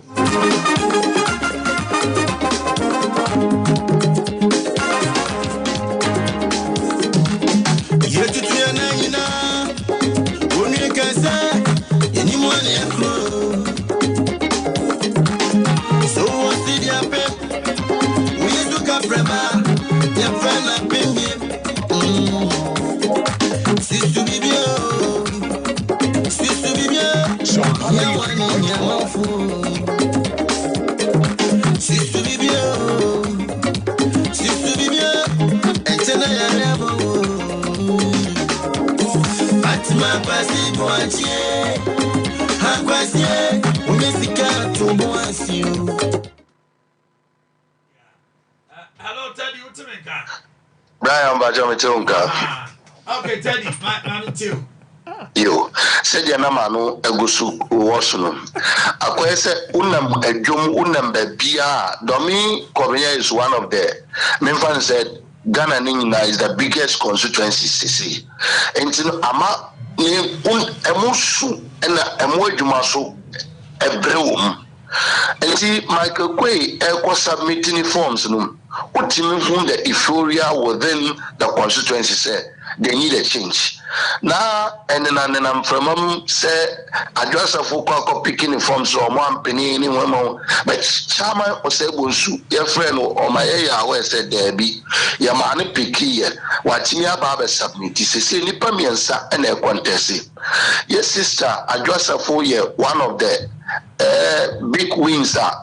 Upe domi kobenya mpuntuoni enhu machine na no untimi yinin film me kai pa se Michael Okwe Aaron Jr. os launching campaign osofo ba ko bi ba ho sofo no free sunyane na ebaya during the program no yama sofo no be bompire the sofo no kai politically meeting as in say they need to open the realm of the spirit for the constituency. And no bua ama Michael Okwe Jr. Etinia go through fine in his own wisdom no anade nyame yichire no ono na enim me na menjina ho and nyame yichire no but the euphoria within the Domikobenya constituencies in India akwese bantan ono addressa for no mintinu say new star and wa pika say wanya no de ho onenam efiefiem onenam delegates so me kai pa say yes on the 30th of December or your party e won the papafi wo taifa ho na e kwenu blocky from who free taifa no way e ba be do bancha say e kwenu blocky here. Entinu Michael Okwe so eyeni dia on the 27th no corona nkasa so e block here. Enti akoye the banter is between Onu Michael Okwe Jr. and Adwasafo Teddy. Yes sir. This will be a third time running no. Because first time Michael Okwe Adwasafo Bitino. Yes. Second time Obekai Michael Okwe Kennedy say Canada Japan so wa friend say o me support to Michael Okwe no nya Adwasafo chia e ma Kennedy dey bufo koye campaign. This time around Canada Japan might not be present to campaign for Adwasafo. They are tosumienu. It is believed say the Domikobenya enclave no o papa was stronghold ho. Of course. O papa e wo membership asori ma no dodo na agu ho. Eti eno can that go for Adwasafo ana omo akura be kasa afi de ya brew. Ademienu braya first no kre uba sa taifa ni enclaves ni nyina no Adwasafo papa more wonga etu ho ni na ye ne nsore ma it could be say omenes he wa prokura na ye politically. Okay. Ademienu no so ewu mu no say omeka si ebi say assembly election no na ema me hu say no the isi what taifa na enye Adwasafo directly indirectly has her candidate at the Taifa, both Taifa North and South electoral area. No. Michael Okwe Jr. also have his candidate. But Mieluning then Adwasafo Fabako, Michael Okwe su Fabako. What I say? And you know, Taifa Nankasa Michael Okwe Nankasa Swatimia Boywem because he didn't see that. Adwasafo candidates winning both Taifa North and Taifa South. But this time, Michael Okwe etimia sponsor Kwame Appiah. Davis Kwame Appiah etimia babe winning Taifa North. And Adwasafo sunu etimi maintaining only papa side in Taifa South. What about the new lady Silano? Ono so na what do you want to say? Brian, akwese Sheila no there to be honest politically utinu so maybe oba bebe son hwahwe or because onu be dia onu free kura na agbo your friends agbo ba honom no area ho ankasa kura obisa na ase kura mo si ye hyede nim no obisa na ase wa agbo ba area ho no nyina ubisa Sheila no almost you politically another chances are Edima Michael Okwe Jr. and in the last contest Adwasafo beating by 8 votes. Now the constituency chairman was with her the secretary was with her, the organizer was with her. This time, Michael Kwe Jr. Aaron, it's me, Aburam, the secretary was at his luncheon. The chairman spoke at his luncheon, telling the delegate that indeed, Dominic Kwabena has been in the news for bad reason. Until this time, Dominic Kwabena needs to redeem its glory back. Until the only person on who as a chairman or say Bosu, a bit me a catch delegates so Muntuma, and he said Yantuma Michael Aaron. Okay. Okay. Not just the executives Oma Dizeti Adjasafo. So to speak. Both the youth organizer was even the MC for the show for Michael Okwe. Hey. Me na make a senior. No, sir, this time Michael Okwe so Obetuma winning massively. Mint kasi massively. Because said the Yawra said John Carr said fear delegation. Jobe winnie be as on what you as a Ukraine be winnie Krana should win with just a slim margin. So Michael Quay's crown a baby win cry. He may win with just a slim margin. All right. What you mean was say the constituency has been divided. Okay. Now a quick one. The NDC candidate. Oh, they were and I say on so baby Chebiaje. Oh, say this is the second time since the history of NDC in Dominic Kwabena. Omar repeat one. This is the first time Omar repeat one candidate. Okay. Only Adwasa for the contest the last time match in a year close. Any blame Aklugulu is the same person at NDC as I repeating. But almost another internal issue. This is a candidate or local election on any constituency chairman in Kasa. Age. Yes. And you know, Dominic Kwabena both NDC MPP and problems for that is it. But dear Abia a bit me up sympathy vote a bit me up Boama no that is the early claim NDC candidate and then say Abia Adwasa for Winia Michael Kwe Jr. and Grofonu Bekasi Yan to Madra because Adwasa for as at now as I'm speaking to you on any constituency chairman amun free sir. Okay. Just because was a constituency chairman media for Bisan say Ono Adwasa for no dash did she report to Ono chairman before she left the constituency Ono Beka so when you found and also grudge between her and the constituency chairman. All right. And you know Daisy Kakra both NDC and MPP but I say MPP they are not also yeah, kind of sir. All right, Teddy Mauli. Meda sipa. I was somehow there to him. Okay. And Teddy Namote 7 and a Chochenko and no pain. Honorable Kyoko from Paul.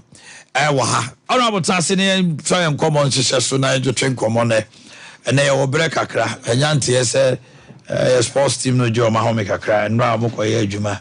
Omabre akrane holiday omudibia bende honorable afisiapa afi your first time ayeshia enokre na bejidi so hu ye nyankopa da ro manye yi me na pani me ma member won otoso 9 only Koko from Pon senior customs officer wotema Fremontina radio friend mayako mayako pa Edru ha me asonte why ya me enka ho pa. Okay, and join us live on Facebook as we deliberate on issues. Lawyer George Opon will be joining us very soon. The Facebook is Sompa 93.1. You can also join us on the YouTube, that is Sompa TV Ghana, and come out here to training I don't know. I no pay your share near my back whom you know me, sir. Togbe afedese or insisted say Ghana gu na say ke Ghana ye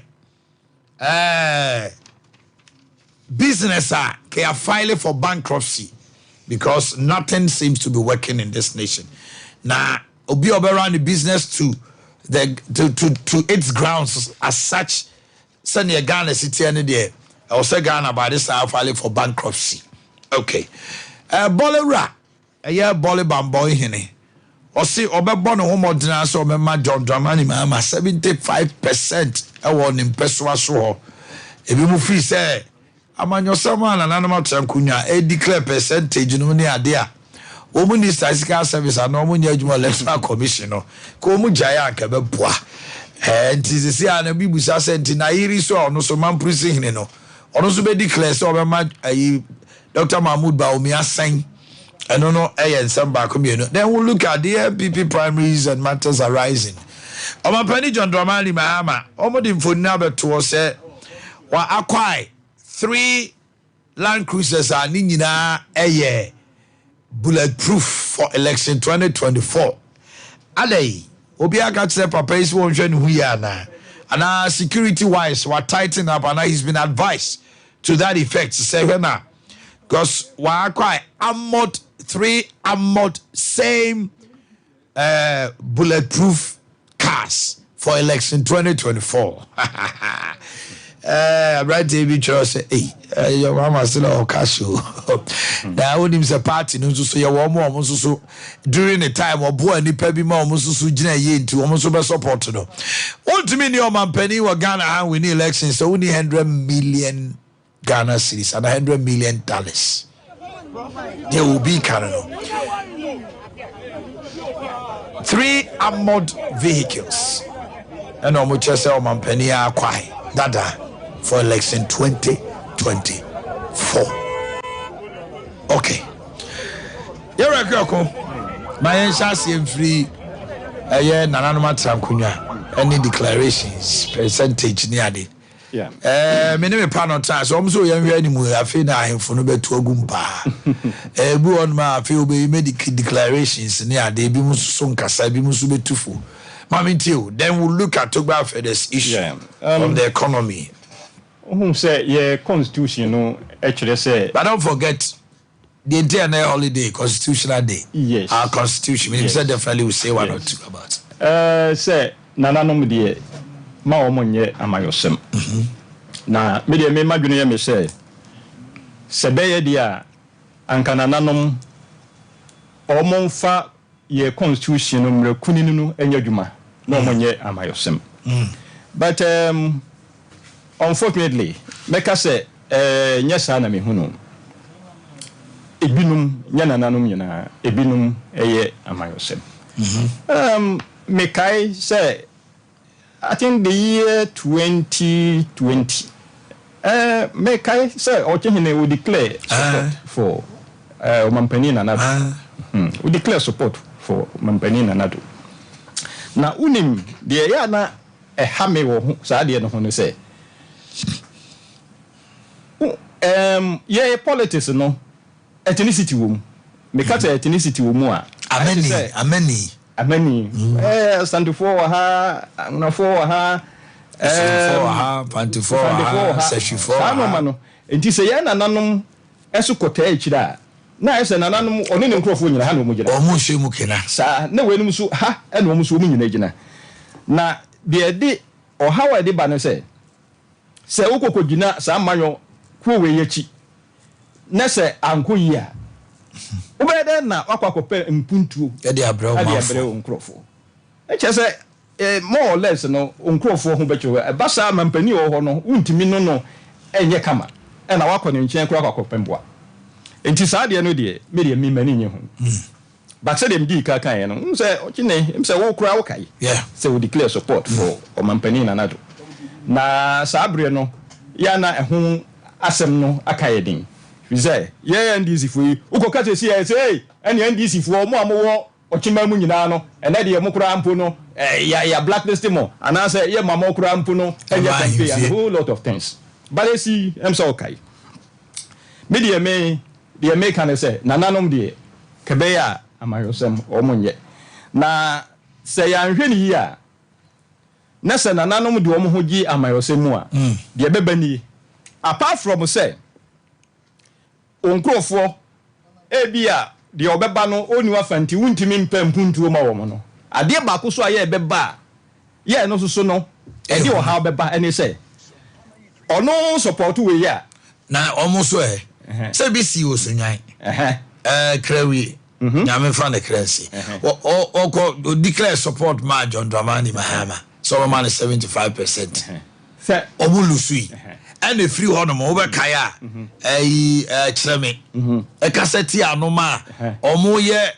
Omo national conference sunya na wo so omo kwa hemfie man panifo okopacha ompo yes ni nyina no emwa because wo ye individual simple wo ni wo hemfo kura mpo a na mo so mo support party bi anase mampani obi a ya ope mampani a omo akaso na okay say even after election because o chin so make a declaration any simrante bi so ka asem bi make wi ase kra say wo mo ya bane wo mo for ochi ahimfie ji so be patcho yes because so koyi wanim say na wo nana ne wan etu afa mrantel so hu se wo ne de a omo so ka o masem wi afa de o se momra ahimfie meyima no sa na wo ne mo asema o ka ne kure no basa na sebe wo ma wanim aye hare yes na obi atimi ka ne wo pekiro especially o mo aye o mu ni wafa enti no yesre na nanom se sa no ma we se ni mu de o mu nyi o mu frim na me ka bibi hwe Omanhene ye hwe bibi yo because say ahemfue a ya omoye say we ni nyina no bebre no bibi ntrawo nti wo ye sa na ubehu na abaya ya obeta ya kire ni beba no Omanhene utie me ba ubehu say na bia Land Cruiser bia ya wo yusuo abe bonhuta na hemfie yeso betia no efie be yese aduenu ana aduata ya wo hu nyina yesi ya mo musika ya bubu ni nyina asi ahemfie no foforo wo ti de make no ya ti bi pen ni nyina no ye nyina soso no se de na wo tan na kie no bra no opposition wantimi anya sa na fe de ono ba power na otimi ye sa de a ye wo hu asem ka wo ti de make na say abra na de wo tan na kie no opposition no yantimi amubu edaye be se biasa na se de wo ho ewo wahemfie hu ama ahemfie no wa maimu afa de wo tan na kie no ba ye no ya ti se wahemfie no afa de eda be se bia aduenu ana se biasa ni nyina na ye bubu ye twa omoka ama ahemfie no abaimu e ba sa yeso ye ho asem ka enti no ni nyina so no me de be ka se ye sika ye nyina ye sika ye se nke de ye mpuntudwuma ne ye ko ye nim no eno na sabre ebinum de ye sa no ma no enti bi de me mesere se nananom wo mo nyi wo mo hu mfiri amayosem mu se de constitution no ye mrakuni no ka no se de be ya ye nyina no ya somdwe badweye na obi emfa nananom anim nyedai entwitiri fom na nananom anim enye hare na nananom anim enye du na wo mo nye unify se o mo nka amanfo mom se de be ya mpuntuo nkoso ani yedie ebeba o mo nkuro ani o mo nkuro omunkuru ase nti no me de me ka fa ho nti me de me support sa no ma no ye be ma nananom ebe ya mayosem okay lawyer Jojo Paul Omanhene Go project, how are you faring?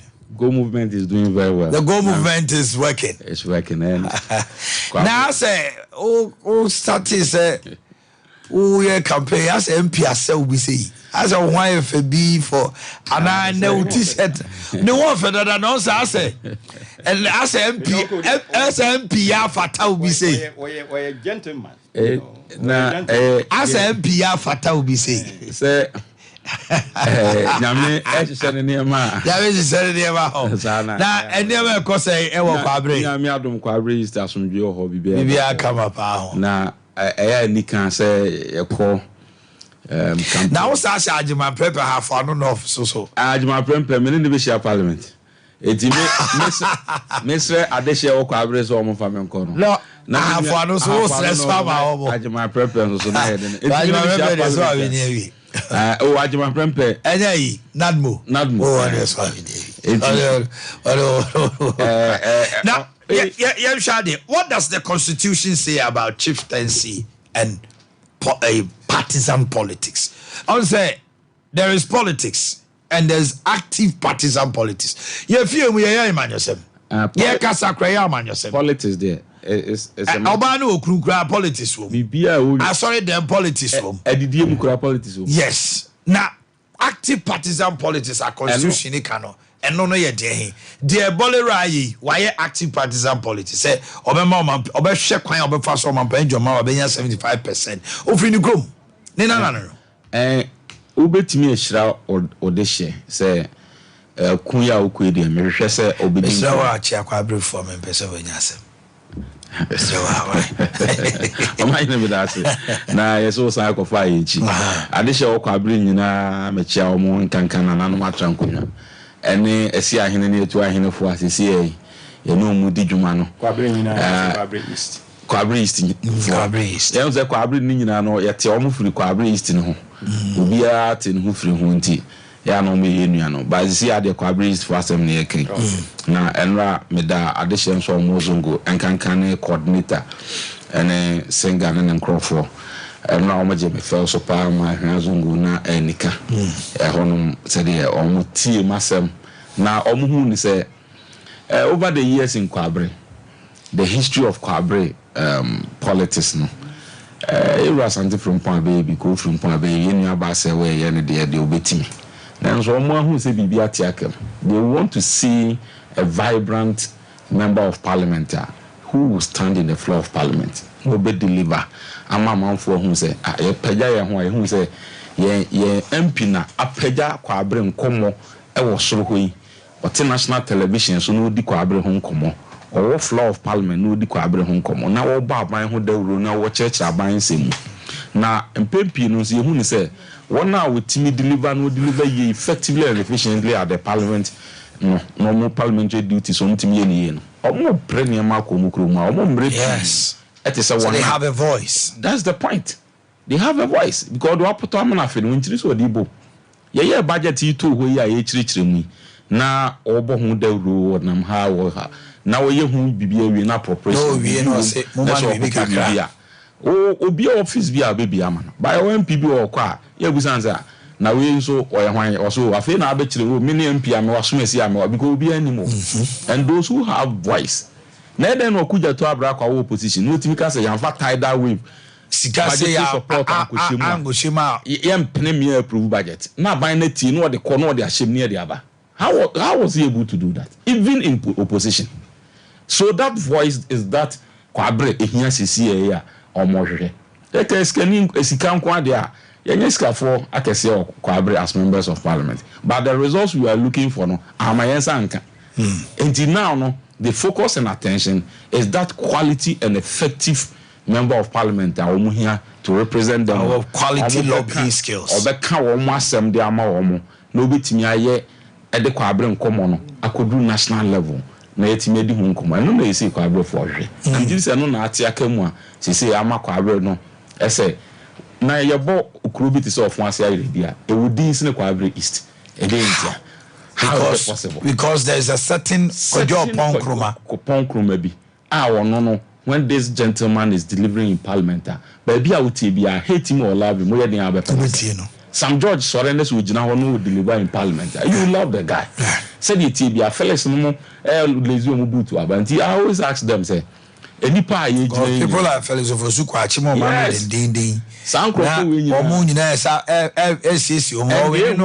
the most experienced ones in our midst and also I am learning for no kuku dam no Joe Wise no ne de keka ho chemesa no na de omu nyina obi aso nko jogate so nko bi ma. Now we need fresh brains omo the lawyers, the young ones who are coming with fresh brains no yet me money end this the affairs me de aboso a 2025 the manya good parliament that is the point. SMBC enti make sure am say amongst the candidates ni na put away all prejudice fa bibia ato nchen na busa ho say sa candidates 5 yi nyina hwan boye say enum hey say mo time emu dodo osen emu hwan ena say Haruna Idris original ho no kasa obetimi Arabat omumu hwan na Sam George kasa obetimi Arabat omumu hwan ena say ofa obeti say okuje to Arakwa no deliver in parliament obetimi Arabat.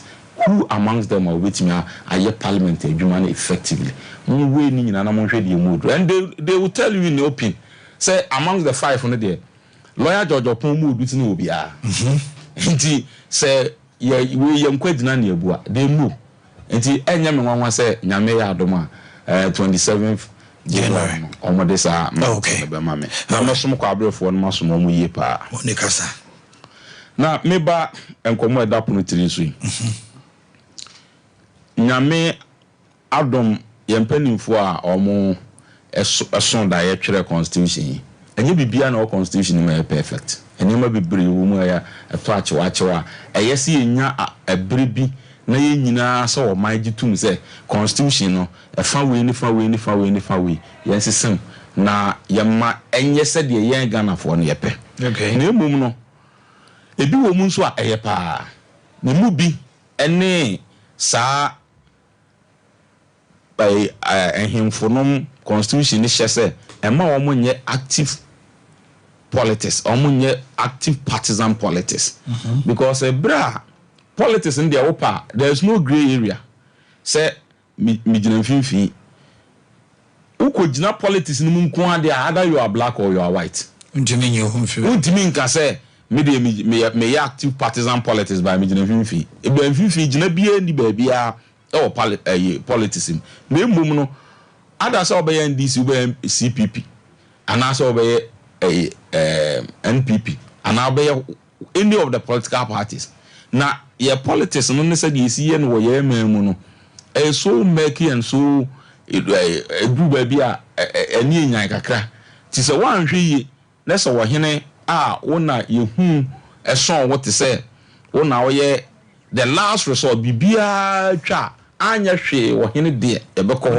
ni aba akọ ka kire no na yakotie mpani nsam ni akọ je futuo ni ade ena o hene bia nso oda edom a oda no your subjects no ebi when this ebi when PP until the moment you will be seen aligning towards one of the political parties no wade share aka no de wo ka kire no so omo no de waja omo nyanka because omo de ono omo na enye ono omo na ebo until you should be seen to be neutral until say ohene pa de no hu be wura amanyosemu aye active partisan politics no one wani mo nyam beba fem two utumi ekuta no ebeba fem ena said the unkrofo so mota wachi na ni ubeche mienu amafa na beta wachi nti ubehu se wankasa no muduro no kwa na ekofem because what the kan akire se wo amanyoko wi meso mo amanyoko wi nti the obeye no se papa o se boni o mi wani sonko an na me de behwe because the obeye bia no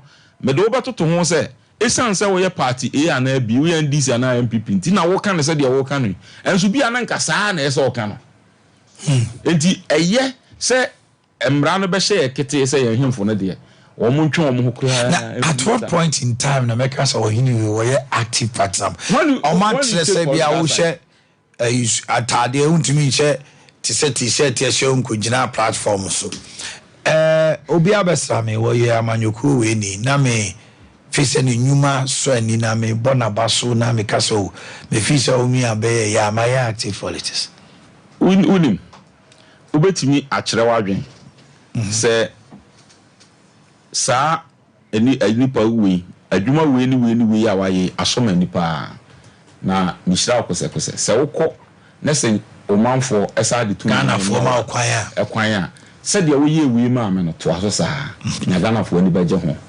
ebia onyuma pa waye nti okwa omode bama and obetimi ehira na kan ensem we obetimi acknowledge ni niam papa waye na mum the moment you say I will make sure you get 75% of my what obi answer wo kra obeto ama no the point there is a secret ballot no what say ye free ho enti wo no ankasa kra no wadi kan akire ba bia wugina ene wa kire say sa abaya yekotu won crofo 75% wo de ma baako na ye nyina ye wade hye na ade 75% ma baako abra me nso me gina ha no ekina bi uboda ewura ugidi semeba so ka se betimi ama kwasafo djuma kura tochima woni ma nyina umudie ne utumi ne kura be brase wakonwa ne tumi be brase kire se wanka se wadi kan atwa efa wade hye ne 100 a wadi kan yi mu 75 emu 25 no wadi kan yi wo mu ato atwene it is at 25 no so de utie bia no omo enso ayodom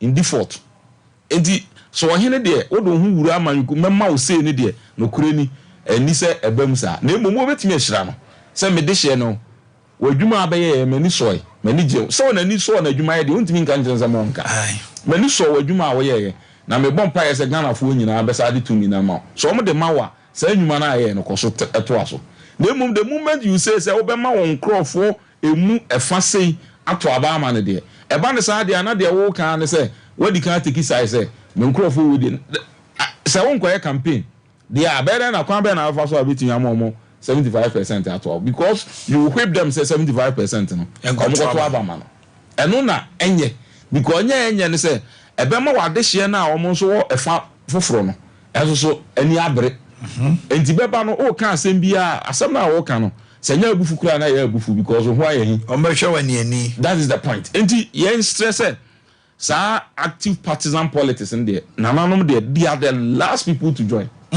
even say I asofu se nka asofu no so kura biti no mati ni asofu ne sia de omaguno omukura na sha political ankom hom de omaguno eti se nka omukura biti no mati na sopramu a enka omo no ye ntwere enhye omo se mo nye active politics nka omo so ntwere nka woda dom anu ne de na wodom no so ebi wa DC ebi wa MPP oba kai story esi mami a 2012 omo we election 2013 omo koto ayi Supreme Court today atuguba be already verdict na am so the question ada no makwa sorry na mami MPP akuno na sofo si yemompaye Timothy si yemompaye ema ayi empanini na omo enhyehyembra na omo hyehyembra ni wi a yensu si etima hedai atena ye mami simpai bo mami su gina ano se ni refi no so sofo we dey mean to me atuguba nyame tuaka say obody nyara ya bo prayer mo mejae o na ba me refi oda ho bo afaso nya edi na o confused o atuguba nyame tuaka asori mano ebi NDC bi MPP ebi afafanto yes ebi new force obi kura ho a won pe politics to who decide na be fra kwa obeti meja sorry why not na say me ba wa sorry na say me ba no valley da bia wo preach NDC a say wo pam me enti na sa na obi nso oba na wo preach MPP a ono so wo pam no enti the SCA aso man ne say enipa bi wo ho a asofo ehemfo eni nipa omo na radio for kra no mo any the fourth estate of the realm people are expecting you to be neutral. A woman so betimi atake political stand. But wo de ene de mamanfo hu se me ahana migina. So also betake stand there. We have far rights or more activists for the far rights and or more America they say o mai yoman. Obia wo be Fox album say Republicans ni oba CNN na Democrats o mo say wo kwhwe no say TV a me kohwe ne ahana ugina edi ho asem na me pa tinti na me hwe ho that is fine but so be your ho say me neutral me de me fair and neutral but you are being biased against one or the other no eno de enya kura anti media the nananom clergy and all that imams and all that no any say any of them any so to be seen so are biased even when it happens we are also gagging them we are not allowing them to talk. No when you be an gaggi wo one kasa umudi enti say gagging there it can be positive it can be negative wa umudi enti ene said abrabo no be ko yi amount no na etwa se utimi ye no said there esa o ye no because the media we neutral no be our person on there oti unbiased any report be no you go there obi nim say yes me sorry anopa anwumre na se mesimiti sa program we are program me kuti current affairs program emum it is tilted towards this minim say me kwa kuti we are program we are anopa we are and also tilted towards this party enti wa your choice and I will be deciding na won hene awo no ye de wasi ho se kuro ni nyina ati a enu nti obi anim se wo unni benkum ana unni nifa na at the end of the day the be hu ni se o de o ye active partisan politics for one against the other no one kasa wo bre wakonya na se utumi ni umu de wo bre na se so all these categories of people enipa bi a woda dom ano a edom no you can't differentiate say we a party we a party we and I say impo be hu say we a party we a party we no all those people should be seen to be neutral and unbiased say ye hwe na say o ye o pesa o yaman yosem a say na obi a political party bi chairman na the secretary and executive member obi nchire o say ha no enti o say nipa no o kan asem no o kan man the party ne nkrofo a asem bi ani ho the other person nso ye ne sa eno so asem bi ani ho so yɛbɛkɔ so na yɛagye ɔmo sɛ saa nneɛma wei ni deɛ ɛyɛ ade a ɛni sɛ ɔmo de atwintwan ɔmo ankasa na emu koraa ɛnya deɛ ɛbɛboa. Alright, about Nongotria Palmeter Janai. Mami Enko na yɛnhwɛ yɛ second issue. The same ahindie ya now no oye obi aka so ye finance expert or ye businessman. Asogli. Government is owing him almost $20 million. Enti. Ebi mfi so no so the yaw na kasa. Osi Ghana egu. Na Ghana egu no hu be hia say enka a business Ghana should have filed for bankruptcy. This is an election year, and Togba Fede is known to be somebody who has an affection or affiliated to the former president and NDC as a whole. And he coming from him, MPP in Bekase the same mama. But Asama Okano, no kre wumsuna say. And no cresa Ghana by this time. I'll say I filed for bankruptcy because agreeing to go to IMF was it not admitting say egu. It's the CIA you wish to say January 8th. Can we say bibia tetia pansansa neman sa kakra ana neman gu na Togba Federation mo kan so bia bonus bo no kre na waka na bia it's a bitter pill for the MPP or government to swallow. Well, baby, enunti ne yeka se nananom ema omonye amanyosem. Obi anu baby a yewra Togba afede ogina. Intina sem na wo ka no. Obi a behwe ne se de obi hu no. Na se o ka se Ghana ayede na mene ne be ya adwen. Na se Ghana egu de mene ne ntimi nya adwen ka preba enne ekina. Na o ma ya egu ade echi a ohun se Ghana ha weka bi wa hanuma at the end of the month into Anikada. And now go mine a good anything. Yes, it is true. I'm not trouble mine owing to some factors or more ankasenim. It is how much now about mine. And the day I could pay IMF. IMF na yakwa kupie no. And yes, ye call no Sagana Guze the person watch na. IMF what they have the right to tell you say or mine sikane de mawa untimin 20 or mine gunti enfama. They agreed to bail out Ghana. Sika no de mine no nyesika o de cheye. Sika o de maya o munim si bitua e with tie. And ye de enso aye bitua.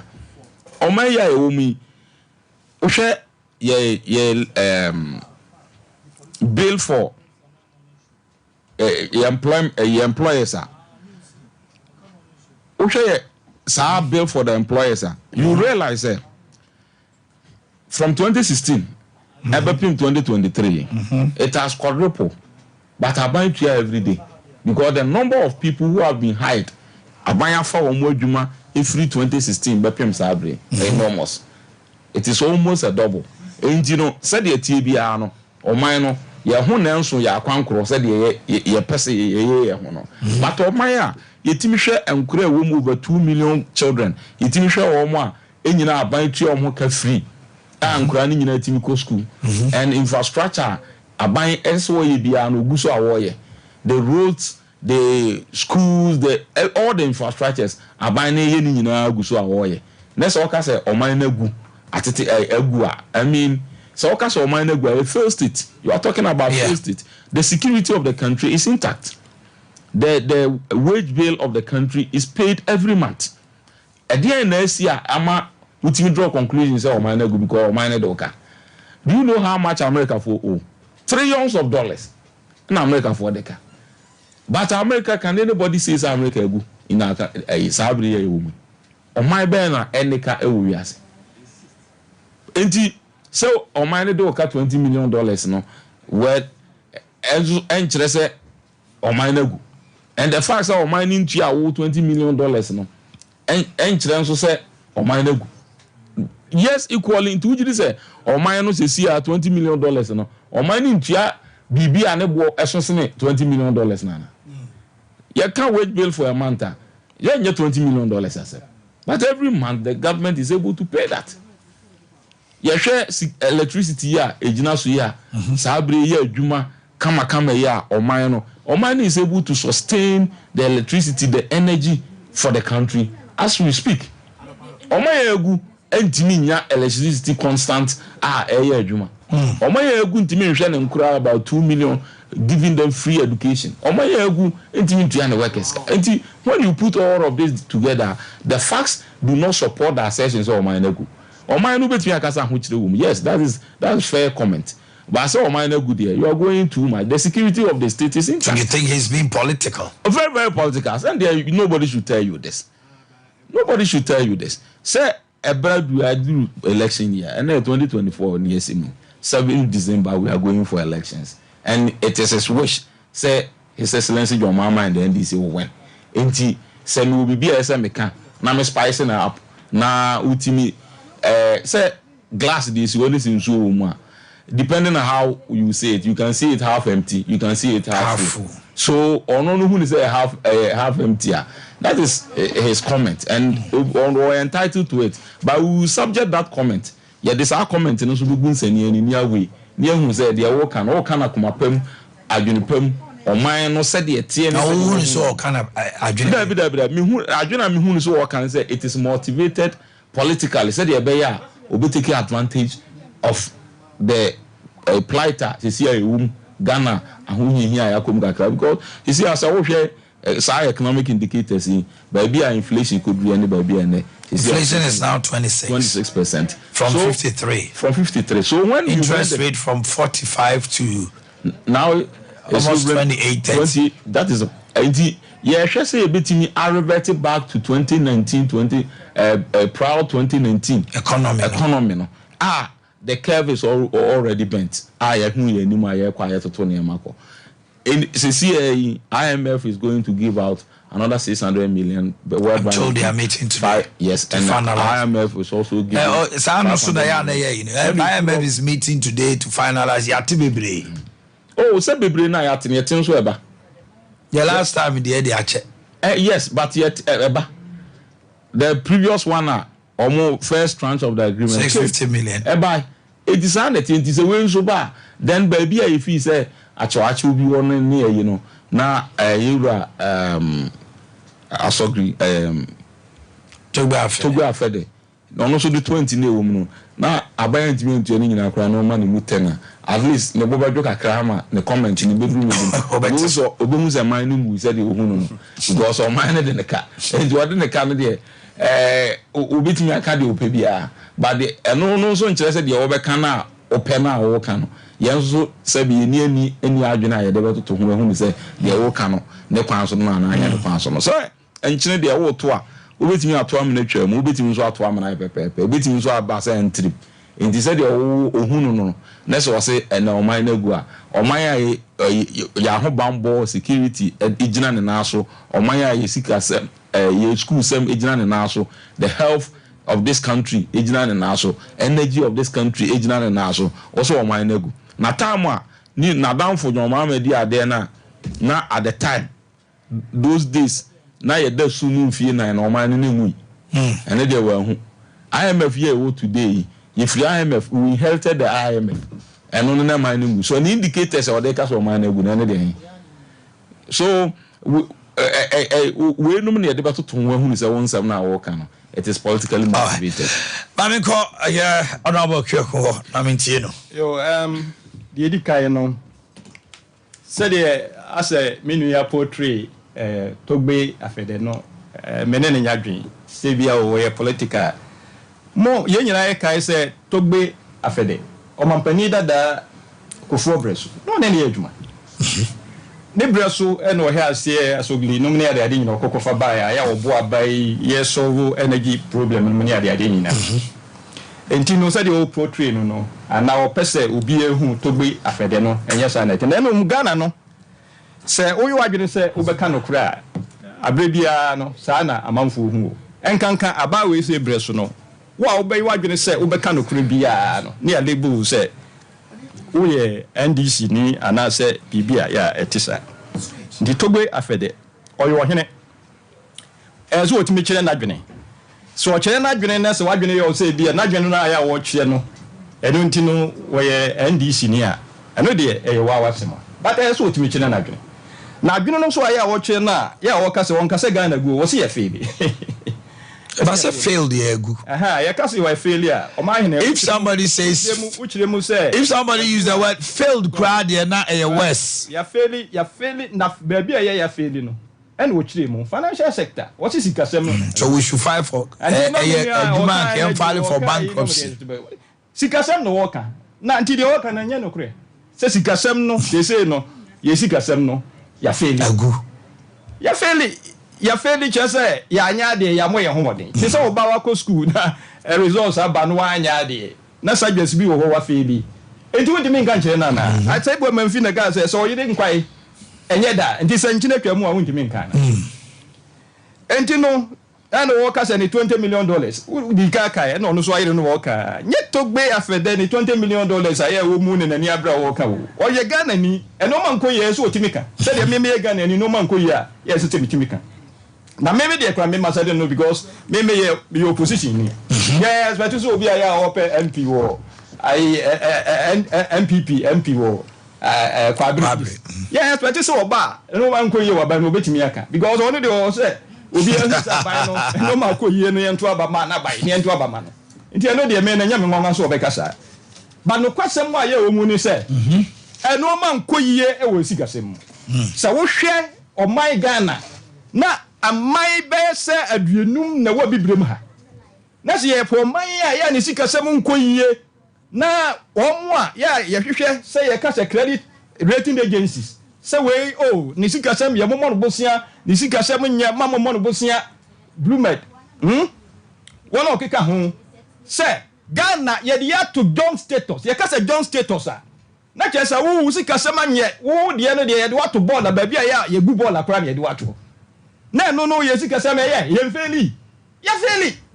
Ghana ne oman now say the only country in Africa abibrem ha say ye wo amai be se aduenum ene akire Ghana nkoa ne oman a ya tibamufo edi sika bo abaye bosia abaye ni so wontimi ntua dramatic debt restructuring the only country in Africa and it's a very serious issue say ye di sika bo tibamufo di sika ababa bond na ayi my fans are buyer side bond. But by 2023 going to December, Fitch, I'm upgrading Ghana. Fitch, you upgrade. You didn't to say. You took us away from junk to CCC. Now, papa. Bluebird, and answer I'm talking about Fitch. Now, one more markers way. Baby, they've all upgraded Ghana now. Oh, Miria. They've upgraded our currency because of that 6 months long, Yeah. The fact is, we were junk. Near junk. Like F. This no kurampono.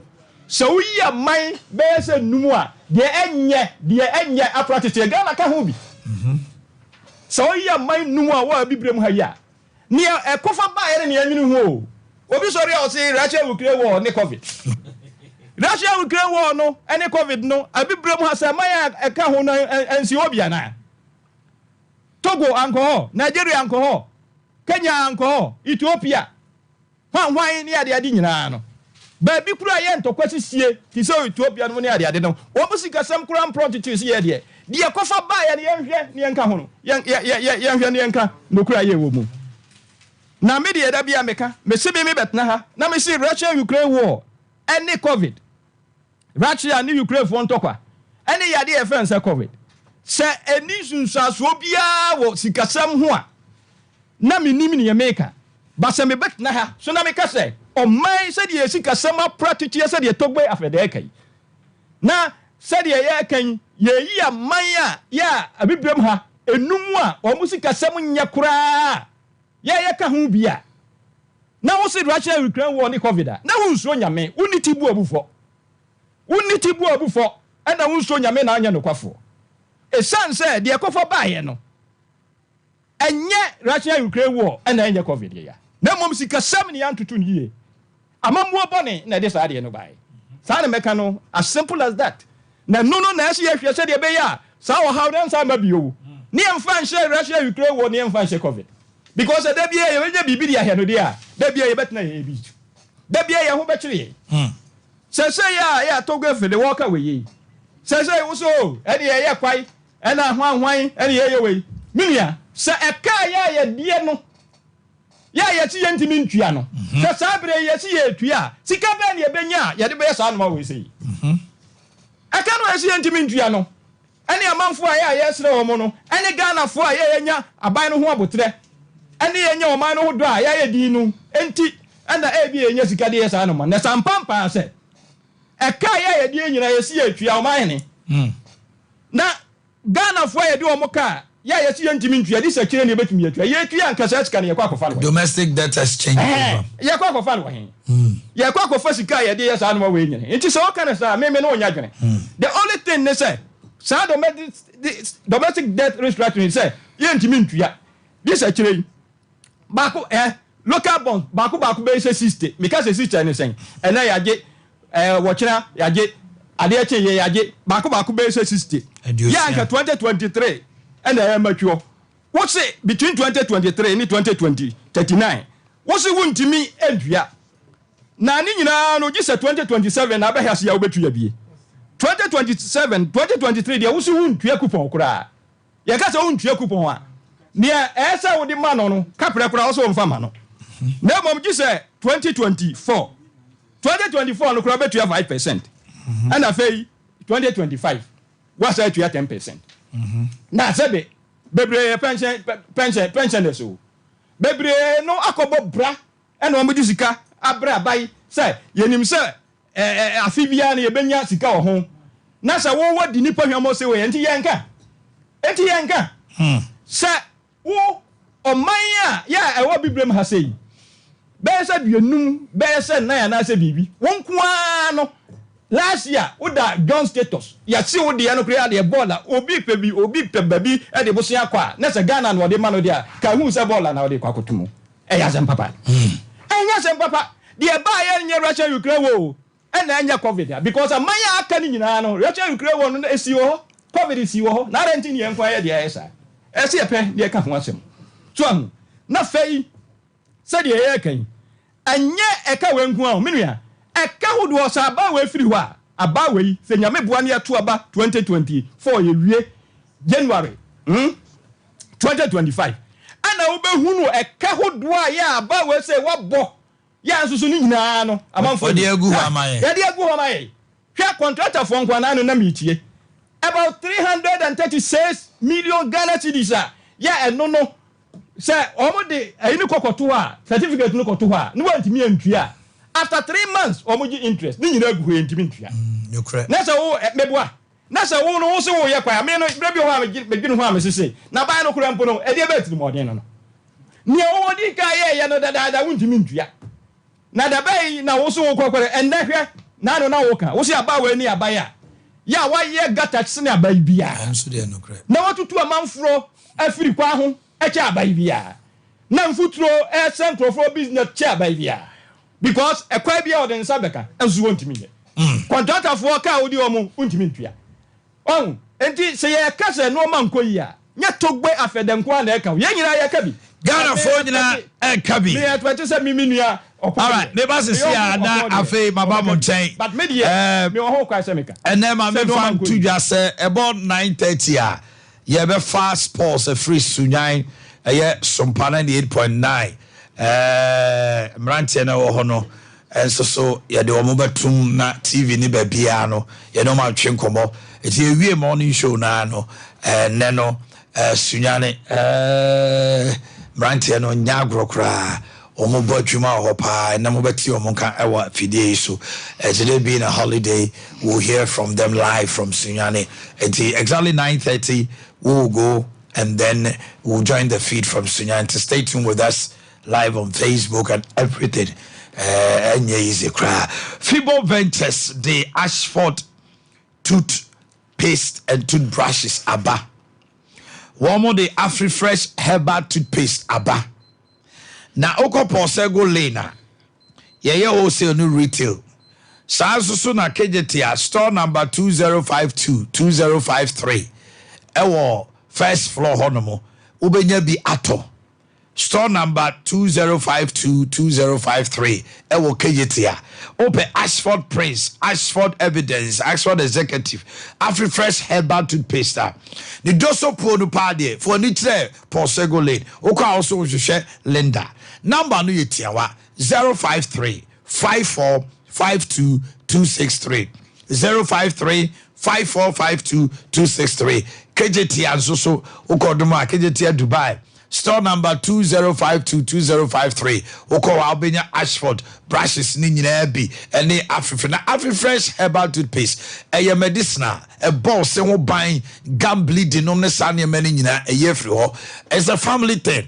And in the city is Ashford toothbrushes and Afri-Fresh Herbal. And one day the 21st clinic. Eye asya ye koja yarisha a danson is a 21st century clinic.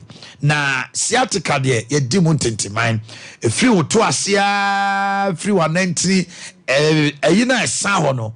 Pacho mo fan to so e. Ahoma na esa ho no. Hono mo na sa pain na etimi cow spine. Eno ntino emanento na mfa nkoto obu on ma ona etimi etitriti bibi kura timi twa na ohuni obu also etimi count dwe na kawato one way abeka se wanya stroke eno na nche ne firi trisu kopem onase ye hwe yade ahodo nyina eno ntisa me comfort 21st clinic na minim de America lab papa bi scan services papa bi massage and machine treatment papa bi de wie de bibi dro kan ya hwe mu mfie num nsia nson ko ye de account frey 0540311311 0540311311 and now we call overseas Alpha Radio Kumasi ha Council Quarters Call Junction of Boakye Domi Market your headquarters here in Kranza Sunyani and Atechiman so and 15 other branches 0540311311 New Z Natural Mineral Water we believe Blackman Company Limited or no their purity as their trademark and now can be rest assured say one super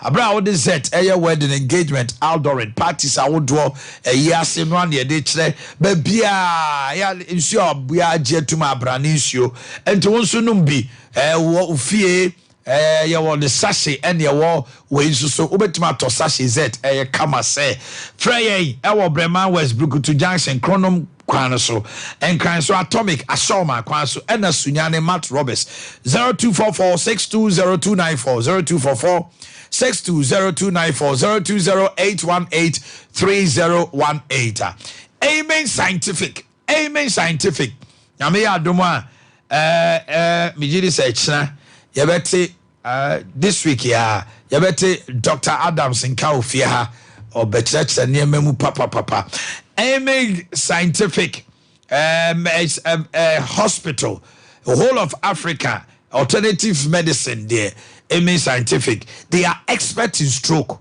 fertility and chronic disease. Say Amen Scientific, power mami so enya stroke papa, wa mu se po anase nudua de mesrewa omo machine fufro na the latest machine the MRI.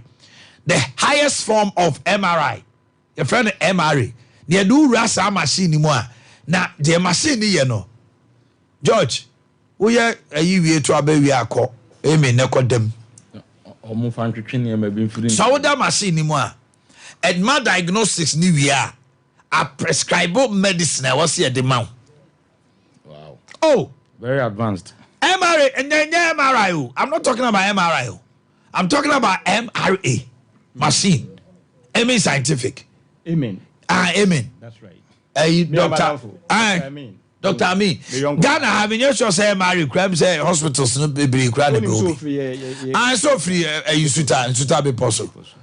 Santi Cremoni this year Almedia penny for the back pa. Enti bomotna say odo ani be kire eye Amin Scientific. Atwema tachiman of kwada so kwan so na sa from say race course opposite. Okay. KJT ahya. Amen wo ho. Na wo kwa herbal medicine West Africa ha me catch now. Amen Scientific here unique. Omo an produce omo nro omo an ye nro no ye bibiara. Nya de de bibia fremu na wo no ma na uti dwa wo. Amen Scientific na as say we ya ye wura mi bonsu one ne ba Dr. Adams ene adokotafo aka nyina no omo betumi aboa. They have 20 different certified medications from all medical conditions, 20 different ones.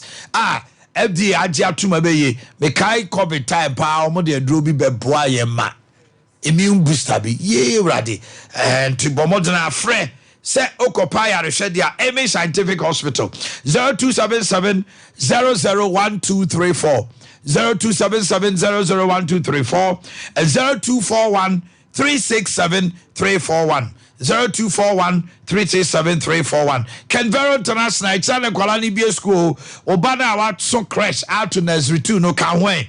Now go spacious place and Kwalano Edi Agro toys I chen Kwalana dear LED TVs I chen Kwalana dear LED screens awodo CCTV cameras monitor teacher near watch near monitor Kwalano so until you can be rest assured of security. Himfie chronom kwapra wisdom nchen wa na himfie ho pe enye ira kwan kra fa oba de bra ne tetene nyamesro mu na building future leaders no eso manfa so ma ye school no ye bie no 9th ye china onfa akola ne nkoya afa ne ko enye school ado ba be ko infection aba enne ne ho hyesese ye china we ho ye syringe ye saw resident nurse e was sick be o sha abofra no so also manifest aider for 0240693720 0240693720 time heba mesha atiri na atena wo so ache obo a onya malaria atimi 2 weeks not ifie ma nya malaria na wo de etra ho wo bewu time heba mesha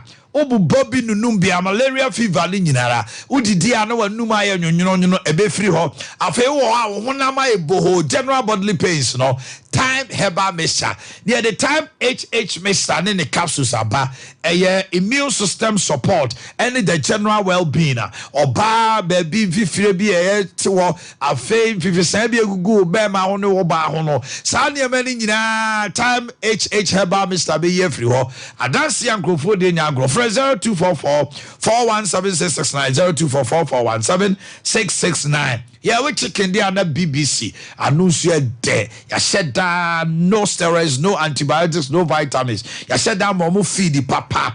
Na ya yena say halal. We ya cremonia we be ye. Ya just say nyina say onipa benya pomuden ya bra we chicken. Chicken ye protein. Ti wo we chicken na ko fire there ba there there bi. Eti BBC ya yena Ghana he ifi akokɔ.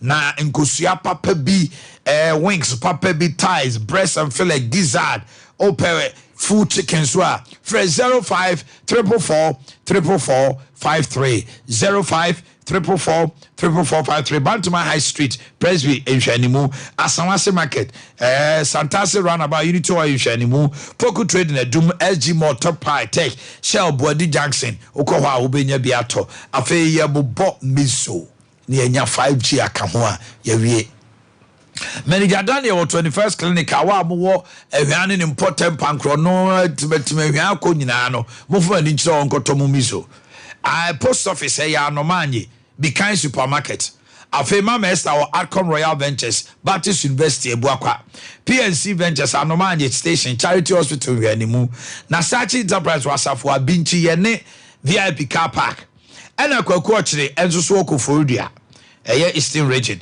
KF Kunjun so dia heya Shell ya wo no the opposite ubo se KF Kunjun room hotel nchan ya open do support to afre 0246 270221 0246 270221 onya miza you want a mixed fruit and you want mango Samsung na 5G no ginseng karana grapefruit gritty a butchuma from 0246 270221 Kengen and Magic drinking water. Hydrogen rich minerals like calcium, magnesium, potassium, and maunya say you are healthy. They are tossing me and say it refreshes you with no dehydration. They are tossing me and say a broma nipediana ya fa unya wrinkles. So born ma di 30 so una as di 45 you go 50 there be. Am I may confirm a moment no ma say body no color. Akola penny will be able to make color daso net daso body na ye kama nya we see ni bia. No Kangen and Magic drinking water. A sounds also editoxil MAE female junso sana. If you won't depend on every more. Na Brema UGC Tafo Quano Swabawa route to her. And now be 0241 449191 0241 449191 and 0507 379474. Mami fa we ntwem. Bomo bebre ani mu di djuma emre na e wo se mo di renew mo contract no aso. Mesra mo se mo boba be renew mo contract because ebia na won tese me bow me ye wo LPM a emre na so ebia ye mo amane a enti no ebia obeka se no manteme LPM a minim se marketers ne mu didi nkomo emre aso se oba be renew LPM no nti ase live presenter mention na me ye no live presenter it is a one man temo a one hwe obeba no obi abehye ho mo so ene mo ye executive interviews no afenasia udi agra nkrofo asalai Omanhene so na manfo eti udile na oba no obi hye wa meka se ye de obi abehye wachi eno de anyame mfom so a ti mesre mo pa why no adi djuma bia mra so renew o contract with Sompa no ye ntem e bia executive interview obi a wo Monday o Tuesday wa jojo ho kakra ye de obi behye ho a ha we abeba no na me na mo ha no de ayese yi ase akunwa no you know be sorry I know be asha na wed akonya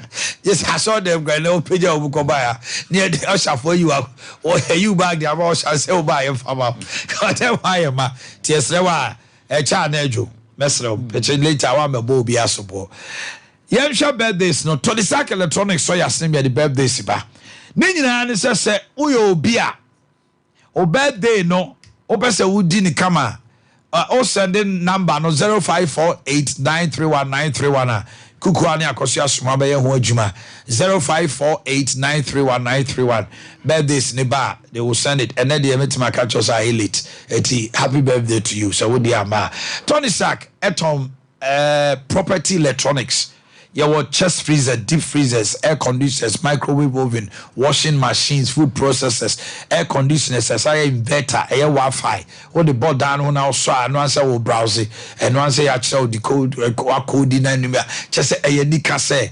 0500309309 0500309309. Over here was Sunyani Kokobo runabout. Yene Oe terminal leading Shani will be a far Oe Kano. There was Spintex and so depo here and a Kumasi Bienu. Wesley Methodist, Usania Triangle, no Ezikaram Quantimpomoa, and Nase Ukupimo Malcolm Danke Cinema, New Malcolm, Pick and Pay, traffic light, wa Ubuye 0500309309. And then Mr. Anthony Mensah Pamford of Dinyame, and then your birthday, Mr. Anthony Mensah Pamford. Mr. Mumunya Kasano Juma, birthday's no way. Mr. Anthony Mensah Pamford of Dinyame from Alex Edu. When ya in fear your watching, wow. Charlie many brave people. Senior citizen. But we're no swag haunting. Swag. Oh, swag brutal. 80 years. Happy birthday to you, Papa. Gerard Kwesichra Martin there. O parents, Ernest and Sandra, so Trinkwa, Jason Owusu Boakye, Boatin of Britannic International School. Happy birthday to you, boy. Your father, Boatin of Chronicle Newspapers. Aha, well, name's Papa. Rich Auntie Mama Queer. Today is your birthday. Rich Auntie Mama Queer. Mother Care Shop owner at KJT Dubai. Mama Queer, and there you are, water. Mefia, Mama Rita, Ya Grace, and in the entire family. You say Rich Auntie, but your Rich Auntie, there's a cash. Oh, until to me, Rich Auntie Sakwa. Mammy, too, Mammy, 2 minutes.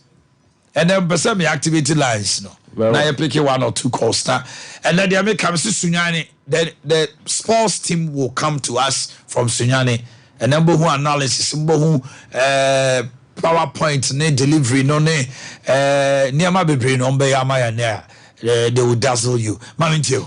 You know, might be a Juma or she say, I will ye no to Yeno. Papa be a Busiamuno, Aviana Brabum Grano. A room may be a way and she say, no, I am planning. Or ma Utimu who said, January will be to your school fees. And the December, Utimu crack at your man say, last year, Tarena Toma Monem Pabuano. And yes, in one ambassador, na fee. said the bear papa no bit me a plan and what this is can be a chia and my friend school fees general ni simwa cause also will be the esa we bia a chenko kwa mo area bia ye be pa mo school fees if there is a budget in so you adjust say monse ntare dada no mpa dada last year de no enye hwe monse what to so fine am omo wi a na what me akreska no general na de ti omo fees na asubia be okay planning and this are buying any Ghana for edi djuma na se braso say aban no ho e kire ne say da bi mitieska we a enema we ni mintimi nye enti moma e ka na amedemo no memfa nko nanim ebre we mituase ebre we mituase ya eno oman no fail ne oman no esika semu agu na ne de eyen hye eno oman bia yen hye and in this debt restructuring it's not peculiar to Ghana oman bia yen hye one way or the other even deferring payment of contractual contractors and other obligations no ni nyina kan hye ya obeye plan na obeye ho hu se we ni kan ko we nko this is 93.1 of the fact say oman bi yen hye no to niema na e ka esu tua ne ne obe negotiate ni watua ne kina de ama na entre say oman na gu nti ye ko yanim yes we can understand them opposition there the orja ne say we be hwe ase na nko no enya kwan aba we san ho no akọ but say enipa no ehwe ase ana won hwe ase no wo de amemu na opeso bebu no na ese o magana fo nya ni da so say me samodo abranya na still amunya ni da so MDC na NDC yesi ade no maka kire am 24 hours economy the 24 hour economy no ne nkokwa nketenkete no apart from we no so 24 hour economy no so yesi o mu nkire mo ma the detailed explanation of what they mean and also my Ombeche me the Cosetta. Honorable Mami Tales for 2 minutes now. After you can join us on the line 0551931931 0548931931. Oh my Ghana no ye nyina ye timbi ye timbi anye ye timbi na okay say Canada Japan can sembi Canada Japan can sembi say MPP o mu lose election the year 2022 na eye relevant as more ya o kan eye no kure time o kan no esa ye no kure ne hwe o see at that time no na owo nisika in dollar terms na eye about $40 million. But after the year 2022 no yeah amamuo no woka Dr. Bawumia asemo na amamuo na nkoyie na amamuo no eye basa no na yesika sem ye basa no from $40 million no Canada Japan o se disika ni capital tiba $70 million enya me NDC ni na make o ono ani MPP ni kura wo kasa asem eye Ghana fo nyina asem amamuo na nkoyie mo afeli esa se mugitumu mo nkrofo kura akasa mu afeli including Canada Japan na say ye ka bia arenti ni njiminka arenti no mo timi ka bi join us on the line inflation at the time one ye ka Ghana call John inflation na ye hyperinflation about 50 something in 2023 you see 2022-2023 am send the what be blame her na yen inflation say a normal boy den e che Ghana o see e che Ukraine o see COVID only tibu abufo na person o ka no kra na o ka say okay join us on the lines this morning. Hello, good morning. Oh my good morning. Pacho mi enti wano pe. Oh my Mafisha Panso. Afin come to mfieso. Yo, oh my friend ko fotochi. E ka sa free bia west. Oh my dia me kan nyina ne say the Canadian party ma apeno akọ abeto yen the friend between penifo tani meet na ye pe the first omunyi Omanhene Japan e fa mayen na breaking the age no mentimi emreki na emfa asundwe emagana. Thank you. Hello, good morning. Good morning. Yes sir, why you le pa cho me kasa efi esuta atonsu me bin e de Japan kasa e pa cho me kasa me bisa assembly eye MTN mobile money. What send it? She got a free. One account mu etako another mobile money. Aye one account so. And she has taken free so. The same idea there be, but if it is the same name there, but if it's another this thing there better. What say the American? Hello. Hello. Ah, Feni do atu ahoma so. Why be? Agora kaskaya dia ni na me kasa afi no. Mami ntie. Matema me kan say. Tana ha MPP ni NDC ni na no. Oma die hambo obedi. Because what MPP ni NDC na. Omo mpani fo omo le tu pa brochiro. Omo ma de papa ho. Enam skadia ni abro ne ba yenti no. Oma bukana nyina. Ya sha hensem na omo kan. She adwende zumanyene. Oye onyene nya oji MPP achi. Oni de obi anka abia kwanyene. Ono so bi party achi. MPP ni NDC fo nyina no. Oma ye so mo sada na no. Omo sada na wi a. Ye ne nkwala na e get dem. E di party ni antu e da ba to. Because career pasa intermediate me abana ya kaska ni e die we ne say. Omo te so mo suban. Omo na kwa brechire so omo no ma papa ho. Yo. Hello, good morning. Good morning, Omar. Me pa cho mani. Hello, Captain. Nana yetio. Amari ma official. Afin committee en fieso.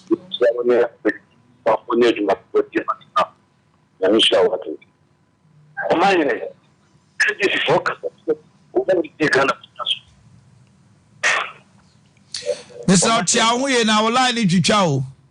This is what we kind of could. What you say? You know that I do. You know, I see a man of Yamana. What you gonna put 4 years? 4 years. And country another buyer. Well, I know you're very faint. Hello, good morning.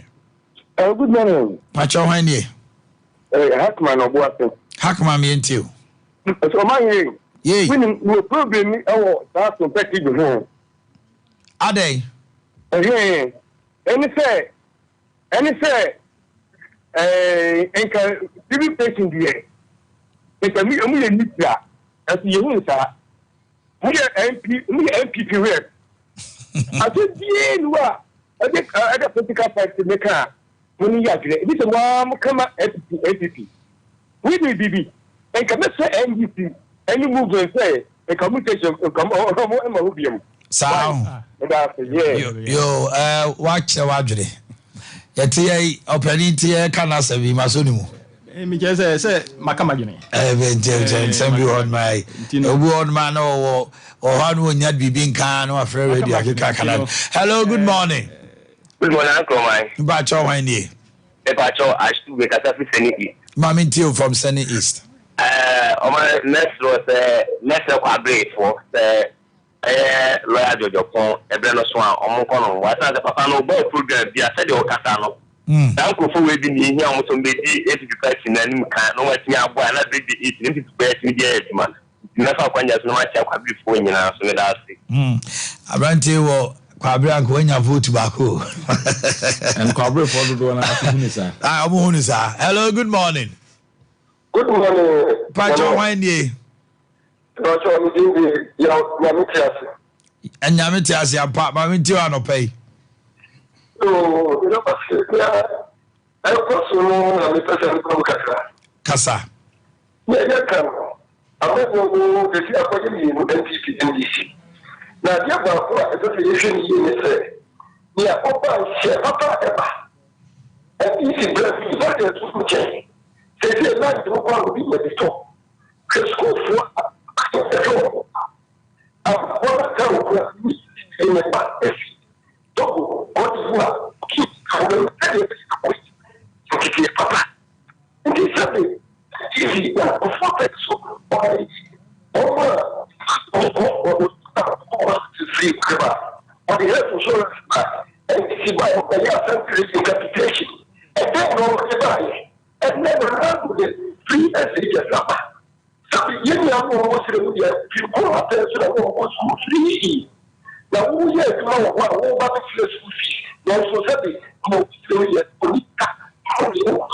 okay. Hello, good morning. Hello. Wakasa you go chiro. Abusiafo mu tie me. Say your pikin na ujira so aho. Twema yemfa umra ontemi a. Obu a unya pikin line na no asase nti by the time no be so no waseme damasi bye bye. Wasema aka enyina ba akokre no ha obiti ye. Ye de mo ebesi ha no mo. Na sani me kan no ye ka mizo. Nsamba ko mienu ye bo wie ya no. Ye de mu nko sunyane na yakofa sports a free ho brand oh brand here back who omtabo ni din pa host no ne ade nyina sports guys na e crado entino ye de mu be si ha George Pong go movement we say na wo nkomodi u free ha wo ko sapepepe oh na wo do ani kire and we are strategic. And then Ankasa de me team na Ankasa na Beshia. Now I had the way forward. Introspection na from Wednesday na. Na Matiesim. And one day there we are moving all. Now I honorable Okyo dey order support amount that. David. I know there me support to the me parliamentary candidate NDC. Baba omo to about we no so support no. Oh David me NPP ni. Me but oh we say well. Oh say na madam for no. But so we ni anka apede. Oh, when ya me yonko no, when ya me pe. Ba bre dey ni so. David. NDC ni na so when ya. NDC. Yes. But me wish you well, madam for. Oh, you wish you well, but anya bie 7 December there. David what there. Say who atiase there, NDC ni. NDC. But me wish you well because anya bie kura no, Europe me ko penala presidency. Wow, that's right. Now you the campaign. Yeah. Ono one candidate no Joseph Amankwa of Kwabri East. Now or assembly member when I was presiding member. Okay. Eti once a boss, always a boss. Michiano baby ono the boss. Oh, yes sir. Boss okura mpona. Your boss be also akwara team betu no. Everybody obusiafo. Yeda wase odondom ye na ichina ebehia. Have a wonderful day and enjoy your holiday.